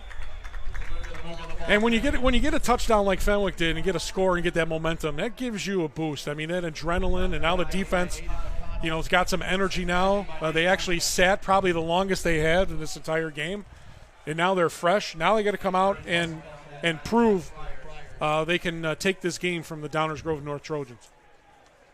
If you're just joining us, Jack Paris just scored on 4th and 3, 28-yard carry. Downers Grove North went the length of the field to take a 7-0 lead. For Muga in the backfield, tackle for loss. Jack Paris doing everything today. MVP, and his name is Jack Paris. Here's the thing, Jack Paris is making his presence felt. We haven't seen number 9 yet, which is dangerous now for Downers Grove North. Because now you're going to focus on Jack Paris, and what's that going to do? That's going to leave the Auburn commit to come and roam the field and make some big plays and get to the quarterback himself. They've shut down Marshall, but everybody else has stepped up to the plate, especially Jack Paris. 3rd and 8 at their own 44. Lansu with it. Lansu. Did he catch it? Incomplete. Good coverage by the Friars as the away fans are absolutely excited right now. They're standing. Pretty much nobody's sitting for the Fenwick away crowd. No choice but for the Trojans to be in punt formation. Momentum Fenwick here, kind of making me eat my words, but again, this is a team that doesn't quit. These are guys that have been together since 7th and 8th grade, 3 years removed from their last state championship game, and they've got something to prove, and they don't care if they're the underdog or the favorite. We talked to Matt Battaglia before the game. He talked about 11 guys being on the same page, getting to the quarterback. How about this, partner? Nate Marshall is a 4-year starter. He's been starting since he was a freshman. That's why he's going to Auburn. They might need Nate Marshall to win this game. 4 seconds left on the clock, as we'll get one more play before the third quarter ends. How big was that touchdown? Not only was it a touchdown, but once again, it was 4th and 3. And you know what? Gets a great play by the special teams for Downers Grove North. Touching that ball and downing it with 4 seconds to go to make Fenwick come out and run a play before the quarter ends. Unless, of course, they get a first down here, and that's all. The point is moot then. We saw it last week. They ran 5 Wildcat plays with Jack Paris.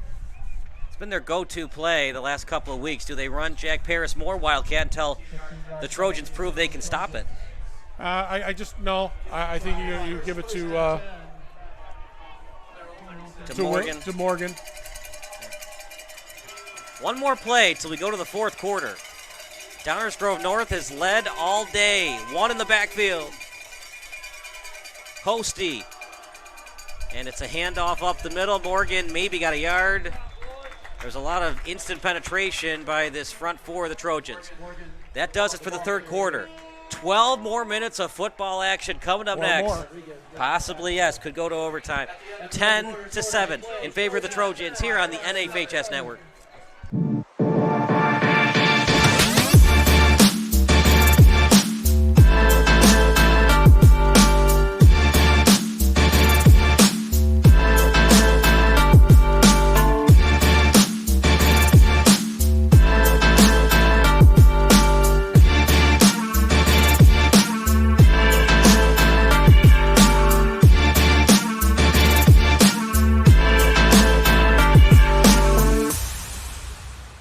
Because it was getting wet.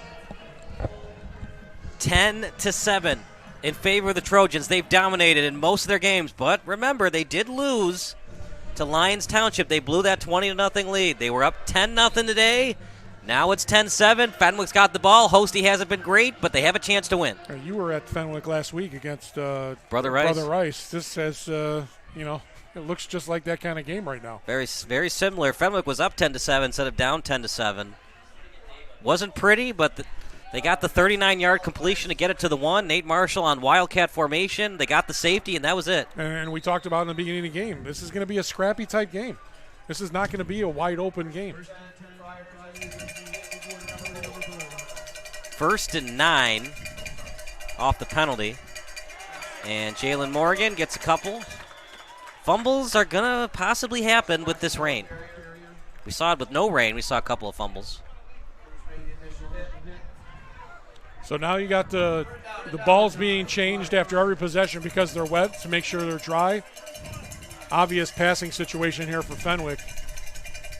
Nate Marshall coming in as a tight end. If you get 7 or more, you probably go for it. You're only down by 3, so you don't have to go for it if you don't get a chunk of yards. If you don't get it here, I think you punt the ball. Now, see, he's got to go. Hosty over the middle, completed. Going to one knee to catch it with Smith. The drive continues for the Friars. Nice play by Hosty. Had a lane to run, but he found the receiver for the first down.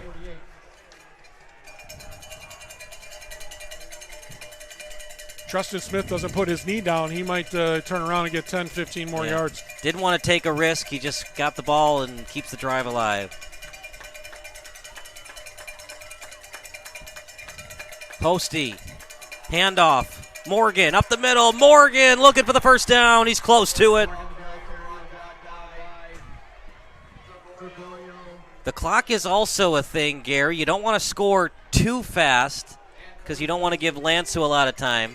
So Downers Grove North has to keep that in mind. But again, if the weather keeps getting worse and the rain starts getting heavier, it's going to put pressure on the offense.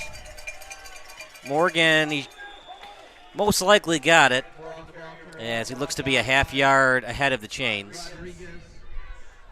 They're talking it over. Chains has not moved yet. Ball looks to be ahead of the Chains.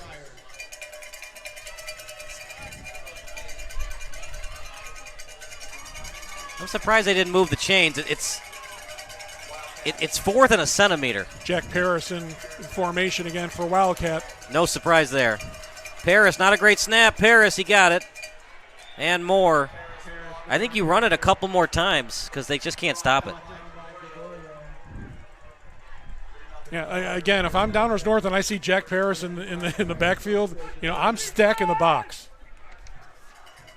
There's no way he's going to throw the ball, and if they do, you tip your cap because it's going to probably be a wide open play. Have they worked on the jump pass? Don Terry Poe used to do that in Wildcat formation. Out to the right, he's got a blocker to the right. Paris still on his feet, barreling past defenders. Paris past the 35, do whatever he can, both offensively and defensively, to send the Friars to the quarterfinals. Run with the horses that got you here. They didn't run them a lot before that Brother Rice game. They conserved that play call and didn't show it until the postseason. That touchdown right here has definitely changed the complex of this game and what it was going to be. Because if they don't score that touchdown, I think Downers Grove North wins this game. Hand off to Morgan. You don't need 6 necessarily. I mean, you'd love to have it, but if you get the field goal, still a tie game. Hard to kick, though, in the rain. You got to get the good snap, the good hold, then you got to kick. Still need at least 10 more yards to consider the field goal. This is also the place of the field where the field goals have not been good. Exactly, and I think you got to aim for that right goal post because the way the ball is moving off to the left. Need 4 yards to convert. Any positive yards, they'll probably go for it. Posty with a hard count. Downers Grove North, not fooled. Watch Chirelli at safety. He had that pick in the first half. Nate Marshall initially single coverage, but he's going to have double underneath on the far side. Pretty good snap. Posty with time. Posty rolls outside the pocket, looking to the end zone. Picked off. Oh, he dropped it. Smith had to play defensive back. Smart play. If he had got it to the corner, it would have been a touchdown, but he underthrew it. Yeah, he was with the wind, but too much height on that ball, and I think he just threw that ball up there. Not a good throw. You got to look for something underneath here. It's 4th down now. And he had time to run. They only needed 4 yards to convert. That's something that Hosty has to think about. And look at this, partner. Could be a fake. Might be a fake pass. I don't think so. I think we're going to see Noah Sur here. There's the kick. Wide right and short. Very surprised by that. They only needed 4 yards. Posty has some speed. Looks like he got under that a little bit too much. Didn't quite have the distance, but he put it in the right area, though. I would have run a fake. Look, it's easy to say. I'm not the head coach. I haven't been with these players all year. But you know what? I like that because you missed the field goal. Like you said, in high school, it goes down to the 20. So basically, they got a 20-yard punt. Other thing about it is, could it have gotten blocked? Could it have been a bad snap? Anything's possible in high school football. Absolutely. If it's a bad snap, you can just spike the ball. And now if I'm head coach Joe Horeni, and offensive coordinator Josh Croce. Lansu with time. So I'm surprised he's throwing the ball. Stops the clock, too. Yeah. They got that 4-headed attack. Chirelli with 6 rushing touchdowns on the season. They see Nate Marshall, and they've seen enough of Jack Paris, I guess, on the run where they want to, try to get him off guard. But I think you got to run the ball and chew up some time here, especially at your own 20. And if you have to punt the ball, you're kicking it into the wind. If Lincoln Way West pulls off the upset, have they seen something in this game where they'd feel really confident in the quarterfinals? Yeah, I don't think so. I haven't seen Batavia. I don't know what kind of game they run. But again, they've been fortunate. These high school games have not had a lot of bad weather. So we're going to see what the forecast looks like for next week. What the forecast is for the rest of this game here, as the rain looks like it's going to continue to fall. 3rd 7. It's not hard. It's just drizzling. Still enough to change things up. A little bit. Still enough to affect a throw. Lansu gets outside the pocket. Marshall on pursuit. Terrible pass. Not a good throw. He had Oliver Tholeson underneath wide open, and he missed him. Other thing, though, if you roll to the right, you have to throw across your body. I know he's going to Minnesota. He's a Division I prospect. A lot of offensive coordinators say, even if you're a Division I prospect, try not to throw across your body unless you're desperate. And sometimes, when you get that adrenaline, you're pumping, you just, you want to make that play, and then you start gripping the ball a little tighter. Okay. It's like you talked about, though. In normal weather conditions, throwing across your body, easier to do. With a wet ball, do you want to do that? Right, with his accuracy, too. He's accurate, yeah. All-out block, and Marshall signaled the fair catch. This time he catches it. It's not a sure thing. He fumbled it earlier. They brought the house in on that one. Just missed getting a piece of that ball. If you're Fenwick, you want to score. I think you're thinking 6. The kicking game just hasn't worked for you today. This is the bad part of the field, too, to kick field goals. Yeah, I think when you get down here, especially if they get a couple runs, you're going to be under 5 minutes. It's 4-down territory. Gut check time for your quarterback. Yes. Backups can win and could go deep in the playoffs. People forget Kurt Warner started off as a backup. And he played in the AFL for the Iowa Barnstormers. Ferragamo was a backup with the Los Angeles Rams. It's Ferragamo. Wow. When they got run over by my Steelers in 1979. Weren't they winning that game and then they blew it? I think they were. Lince Lund came up with some great catch. John Stallworth. Boy, talk about a receiving core. Didn't Jack Youngblood play that game with a broken leg at defensive end? I don't know. I didn't hear that one. It was on the NFL top 10 bad boys, and Jack Youngblood playing the Super Bowl with a broken leg was up there. 2nd and 11, another flag. My goodness. Official got so excited about the flag, he threw it at the sideline, and it almost hit the Trojan player, Nick Konopietz. It's just not an offense that's equipped to be in 2nd and 16. They can do it, but it's hard for them. Again, penalties killing you.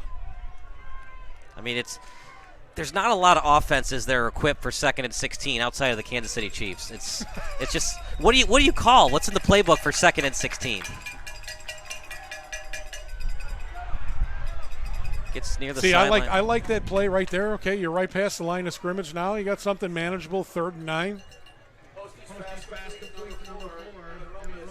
Impressed by Downers Grove North I am, because we all knew about their offense, but the defense, excellent today. I'm impressed with Hosty and his composure. He had a couple of throws that were questionable, but I like the way he's managing the game. 3rd and 9, you don't have to get it all on this play. You just got to get 5+ yards. Hosty with time. Hosty, not even close. Lack of communication between Smith and Hosty. 4th and 9. Defense has been excellent, and a flag. I would consider accepting it, but I understand why you would decline it. It's holding against Was that a late flag? It's holding against the Friars. I would consider accepting it. How about you? No, he's going to decline it, and I punt the ball. You got to punt the ball here. Right. I cannot believe they're going to go for it here. Yeah, smart play. And this is where you use Noah Sear's big booming leg. Get that ball down inside the 20, possibly to the 10. And again, put it on your defense. Kind of like the team on the lakefront who's got to play defense all the time. Torrey Taylor is averaging over, 45 yards a punt? Guy's a stud. 4th-round pick. Yeah, we'd be probably 1-6 right now if it wasn't for him. And the defense as well. Excellent punt. That's an excellent kick. Not easy to catch that running backwards, and he gets a couple of yards on the return. Fenwick still very much in this. They get the ball back. At this point, the offense has been so suspect. If you're playing on the Fenwick defense, you're looking to get a forced fumble or an interception if you can get it. And if I'm Joe Horeni, I'm running the ball. Okay, I'm giving it to my horses and forcing Fenwick to stop the running game, eat up the clock. Let's talk more about this Trojan defense. Their linebacking and cornerback core is absolutely stacked, and it showed today. Yeah. Meanwhile, for DGN, 3 first downs should do it. 2 first downs, and Fenwick's in a whole heap of problems. They're pinned back, though. It's at the 18, running play. Gets a couple of yards. You're still gonna have to make the plays, make the tackles here, and again, throwing it all onto defense. Haven't really heard Nate Marshall's name called today. Downers Grove North has taken him out of the game. He's really not been a factor. Double teaming him nicely. But Jack Paris right now all over the field offensively and defensively. 2nd and 9 at their own 19. Obviously in no hurry here. Snapping the ball way too early, I think, Kyle. Handoff, didn't get much. There he is, Jack Paris again. I think they're snapping the ball way too early. Right, just force Fenwick to call a timeout. Okay, you got 30 seconds right now, so I don't snap the ball until it hits 25 or 5 seconds. Not every high school stadium has a play clock. DGN does. Right. So if you're Joe Horeni, just look at the play clock and wait till it gets to 1. But you're also and you're looking right at the clock as well. Yeah. So 3rd and 10. If you pass it, it's an incomplete pass. That's a free timeout for the Friars. Outside to the left. Picked off! Wow. Thies with an amazing pick, and the Friars are in business. Tommy Thies with a big pick. His brother Jake with an even bigger pick last week. I don't like that call. You're rolling out, throwing across your body to the middle of the field. If you're going to roll out and have a pass play, quick dump down, get enough yardage, and then punt the ball away if you don't get a first down. Well, you can't say enough about this Fenwick Friar defense right now. They get it to Romeus, and he's not going to get anything. And the thing about that interception, pal, is that you're in territory, could get a field goal. You get maybe 10, 15 yards, and then it's going to take it down, under 2 minutes and hopefully tie this game with a kick from Noah Sur. 2nd and 10, ball at the 30.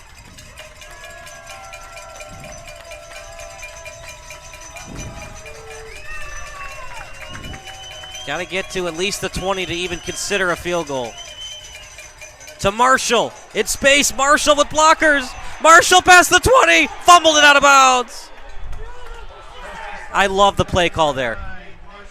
That was an excellent call. And Nate Marshall's not a guy you want to see coming at you as if you're a defensive back. Right now in field goal range, and if I'm Fenwick, I'm just slowing it down. You're not in a rush. Lansu, he doesn't make a lot of bad decisions, but that was a bad one. No, great call. You'll take the points however you can get them if you're Fenwick, but if you score too early, you give Lansu too much time. 1st and 10 at the 14.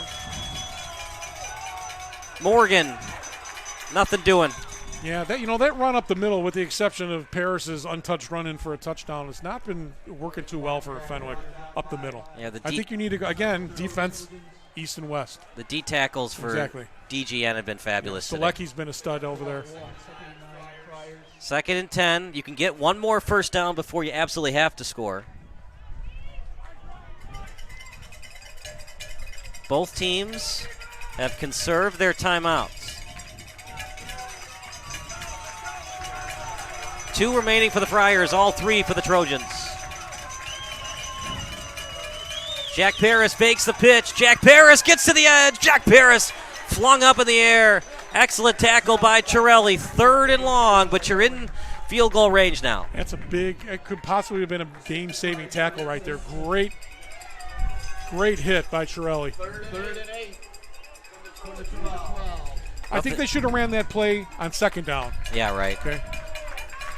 You could run it again, but Hosty is in the game. Now, if you're going to run it, you might throw a quick flat pass here because you got trips right over there. But Yorson's great at the fade route. Trips to the right. Hosty. Pass. Completed. Oh, he dropped it. Oh, that was a first down, too. Oh, Treston Smith. Do we have to put super glue on the gloves? Quite possibly because of the rain, right? You got to look that ball in. Might have been a yard short if he had caught it. Catch it with the hands, bring it into the chest. This is not guaranteed, by the way. No. 29-yard attempt for Sir to tie the game. Good snap. The hold is there. The kick. Straight through the uprights. We're all tied at 10. We're going to take a quick break. 2:38. Can Owen Lansu. Ice water in his veins. Noah Sur. Ice. Can Owen Lansu with the 2-minute drill coming off that mistake. How will he recover and regroup? We're going to take a break.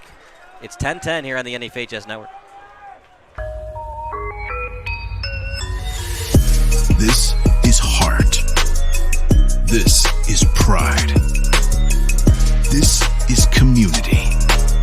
This is high school football.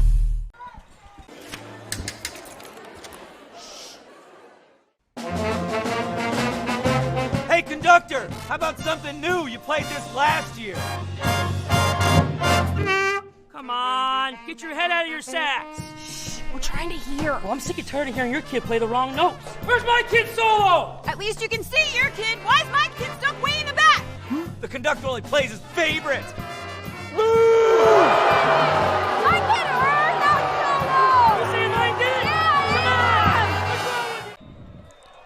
Here comes the kick. It'll be Noah Sir, as that one will stay in play and go into the end zone. So they're 80 yards away from the end zone. Field goal would win them the game. Lansu coming off that pick. What do you call here if you're Joe Horeni and this Downers Grove North team? Okay, well, his team has been in the championship game last year. He lost to Mount Carmel. Lansu's the leader. Now we're going to see Owen Lansu and his leadership skills. We talked during the break of having this team run the ball. I know they want to throw the ball. You're at your 20. Talked about Jack Paris keeping him in the game. He's also a wrestler, and he qualified for state last February. Out to the sideline, dropped.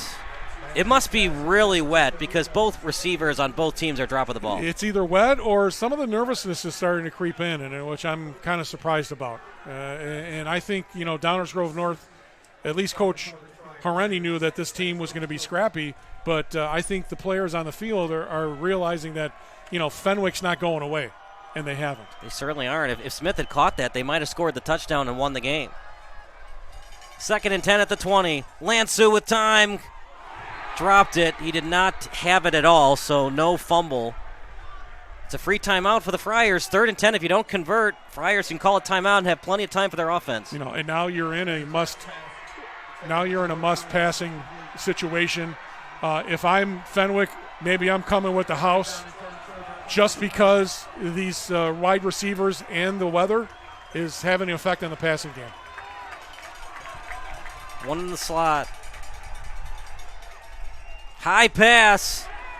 Great pitch and catch. Forward progress should be past the chains. He caught it past the chains, Parter. I don't know why it's okay. Here we go. Great catch. Yeah. Again, and you're rolling out. Great throw, and we talk about Owen Lansu's accuracy. Great pass on that one. Great catch as well. I think Max Troha came up with that, if I'm not mistaken. Yeah. Yeah, Thulin has been injured today. That's a big play. Clock stops briefly on a first. Now it runs. Out to the edge. Slipped. Gets a couple of yards. When will Fenwick consider calling timeouts? Trojans have all 3. If it goes into overtime, I think it's advantage Downers Grove North. So, again, we talked about going into halftime how Fenwick was down and out. In this second half right now, just the sheer tenacity and the will to win by the Fenwick Friars has been absolutely impressive tonight. 2nd and 9. Ball placed at the 32. Lansu with time. No choice but to just throw it into the dirt. Instant pressure by Gilboy. Here we go again. 3rd and 9. Incompletion stops the clock. If they don't convert, Fenwick will probably call a timeout, and hopefully Hosty can get him downfield for the game-winning field goal or touchdown. And you got to hope your punter for Downers Grove North puts it deep. Yeah, we've seen 22 Colin Saz on the kicks, but they do have a place kicker on their roster. As that place kicker is Alan McAskill. So we'll see if 22 or the other kicker in 36 will punt. 3rd and 9. Lansu over the middle, high, knocked away by Smith, making up for that drop. Too much air. Oh boy, what a break for the Trojans. Is this an unsportsmanlike conduct penalty? Could be taunting. They're going to talk about this is a huge call. If he's pointing towards the Fenwick bench, that's not taunting. If he's pointing at the player, then it's taunting. This is a big call. You got to be sure it's taunting. Unsportsmanlike conduct on the Friars. That's 15 yards. I'd really like to know what he said or what he did. It's automatic if you point at the player. If you yell into the players. Did you see him do that? I didn't see it. It looked like he was looking away from the player when he did it. It's one of those things in a 10-10 game, I know, but as an official, it's got to be something egregious. You got to let the kids play the game, let the kids win the game. Conversion for the Trojans. Gregorio, nothing happened. But, of course, if you use language, Yeah. And we can't hear. We don't know what's going on down there in the field. Right. The problem is, have the players been doing that all game? If they've been doing it all game, then you should have been calling it earlier in the game. In football, obviously the field's a lot bigger than basketball. You can get away with some of that stuff. On a basketball floor, you're enclosed, you're inside, you hear a lot of stuff, especially if you don't have a lot of fans. The extra point and the field goal that Collinsaw's made was a little shaky, so they still got a long way to go for the field goal. Swing pass out to the left. Excellent open field tackle. Nate was that? It was I thought it was that Paris. Was Jake Thies on the hit. Yeah, great tackle. We'll take a timeout as well. 52 seconds left here on the NFHS Network. What rhymes with great? Participate. Where does greatness start? Here, in the classroom. On the stage. In the pool. On the field. Where will your greatness take you? To better grades. To more friends. Yeah! Be great. Participate!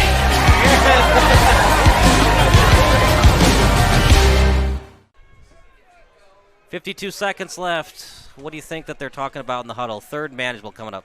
I think this is going to, have a couple plays ready to go in case they have a quick completion, get a first down. Don't want to use the timeouts. Force Fenwick to make some substitutions. Can't get their breath. 3rd and 5. Ball at the 48. Lansu with time. Gilboy on the pressure. Lansu, dangerous pass. Picked off.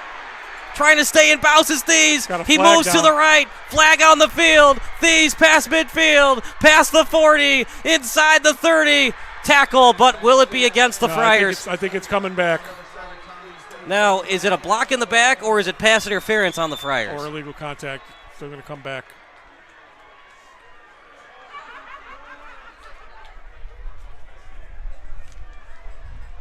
Again, an ill-advised pass throw. Interference. Again, an ill-advised throw by Lansu. These are twice today that he's just throwing the ball up for grabs. Rolling out. He's had more success rolling left than he has rolling right. Which is interesting. Yes. Still got a long way to go for the field goal to win it. Fenwick fans not happy. Matt Battaglia not happy with that call at all. They threw it right away. When you throw it right away, it's got to be really egregious. The other thing, too, partner, I know you don't like the call, but you scored 10 points. You put yourself in this position where you're overly relying on your defense. Again, he threw that ball up. It was like a jump ball, so it's kind of like a Hail Mary pass. Right. And unless the guy pushed him while he was up in the air, you're going to have contact. Back-to-back pass interference calls against the Friars on this drive, plus the taunting. Oliver Thulin hopping off. He was the receiver involved in that pass interference play. You got to get to, the 20 to consider the field goal? Lansu with time. Lansu. But you also have Lansu over the middle. Knocked away. Double coverage. It's a good throw. Even better defensive play, even in double coverage. Smith and Thies, no more time for the Friars to get the ball back, so they got to get a stop to go to overtime. He's got to protect the ball here. Remember, high school kicking, anything can happen. So you could miss the field goal, it could get blocked, and the Friars could return it for a touchdown. Lancer's been standing in the pocket most of the day. He might surprise the Fenwick defense with a quick, quarterback keeper, a quick run. You can do a quarterback slide. You got 2 timeouts left. Lansu with time in the pocket, behind his receiver, and some good yards after catch. Will the Friars call a timeout? Interesting. They complete it to Charlie Cruz. That'll make it 3rd and manageable.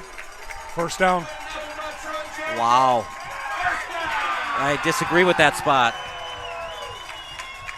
And that stops the clock, but the Trojans are going to call timeout. I'd love to have Matt Battaglia and his staff mic'd up right now to see what they're saying, especially on that pass interference call. We'll have a chance to go back and see that, on the replay when it's done. But again, you don't know what happened in the unsportsmanlike call penalty. Could have been language. That's fine. But on this pass interference call, I just think it's got to be something where he's pulling them down, pushing them up in the air. It's one of those plays where you got 3 people going up for a jump ball. There's going to be some contact there. I don't like throwing my guys with my Zebra brothers under the bus. Wow. Football is obviously a different game, but again, you try as hard as you can to let the players win this game by themselves and not be a factor. 1st and 10 at the 23. You're kind of in field goal range.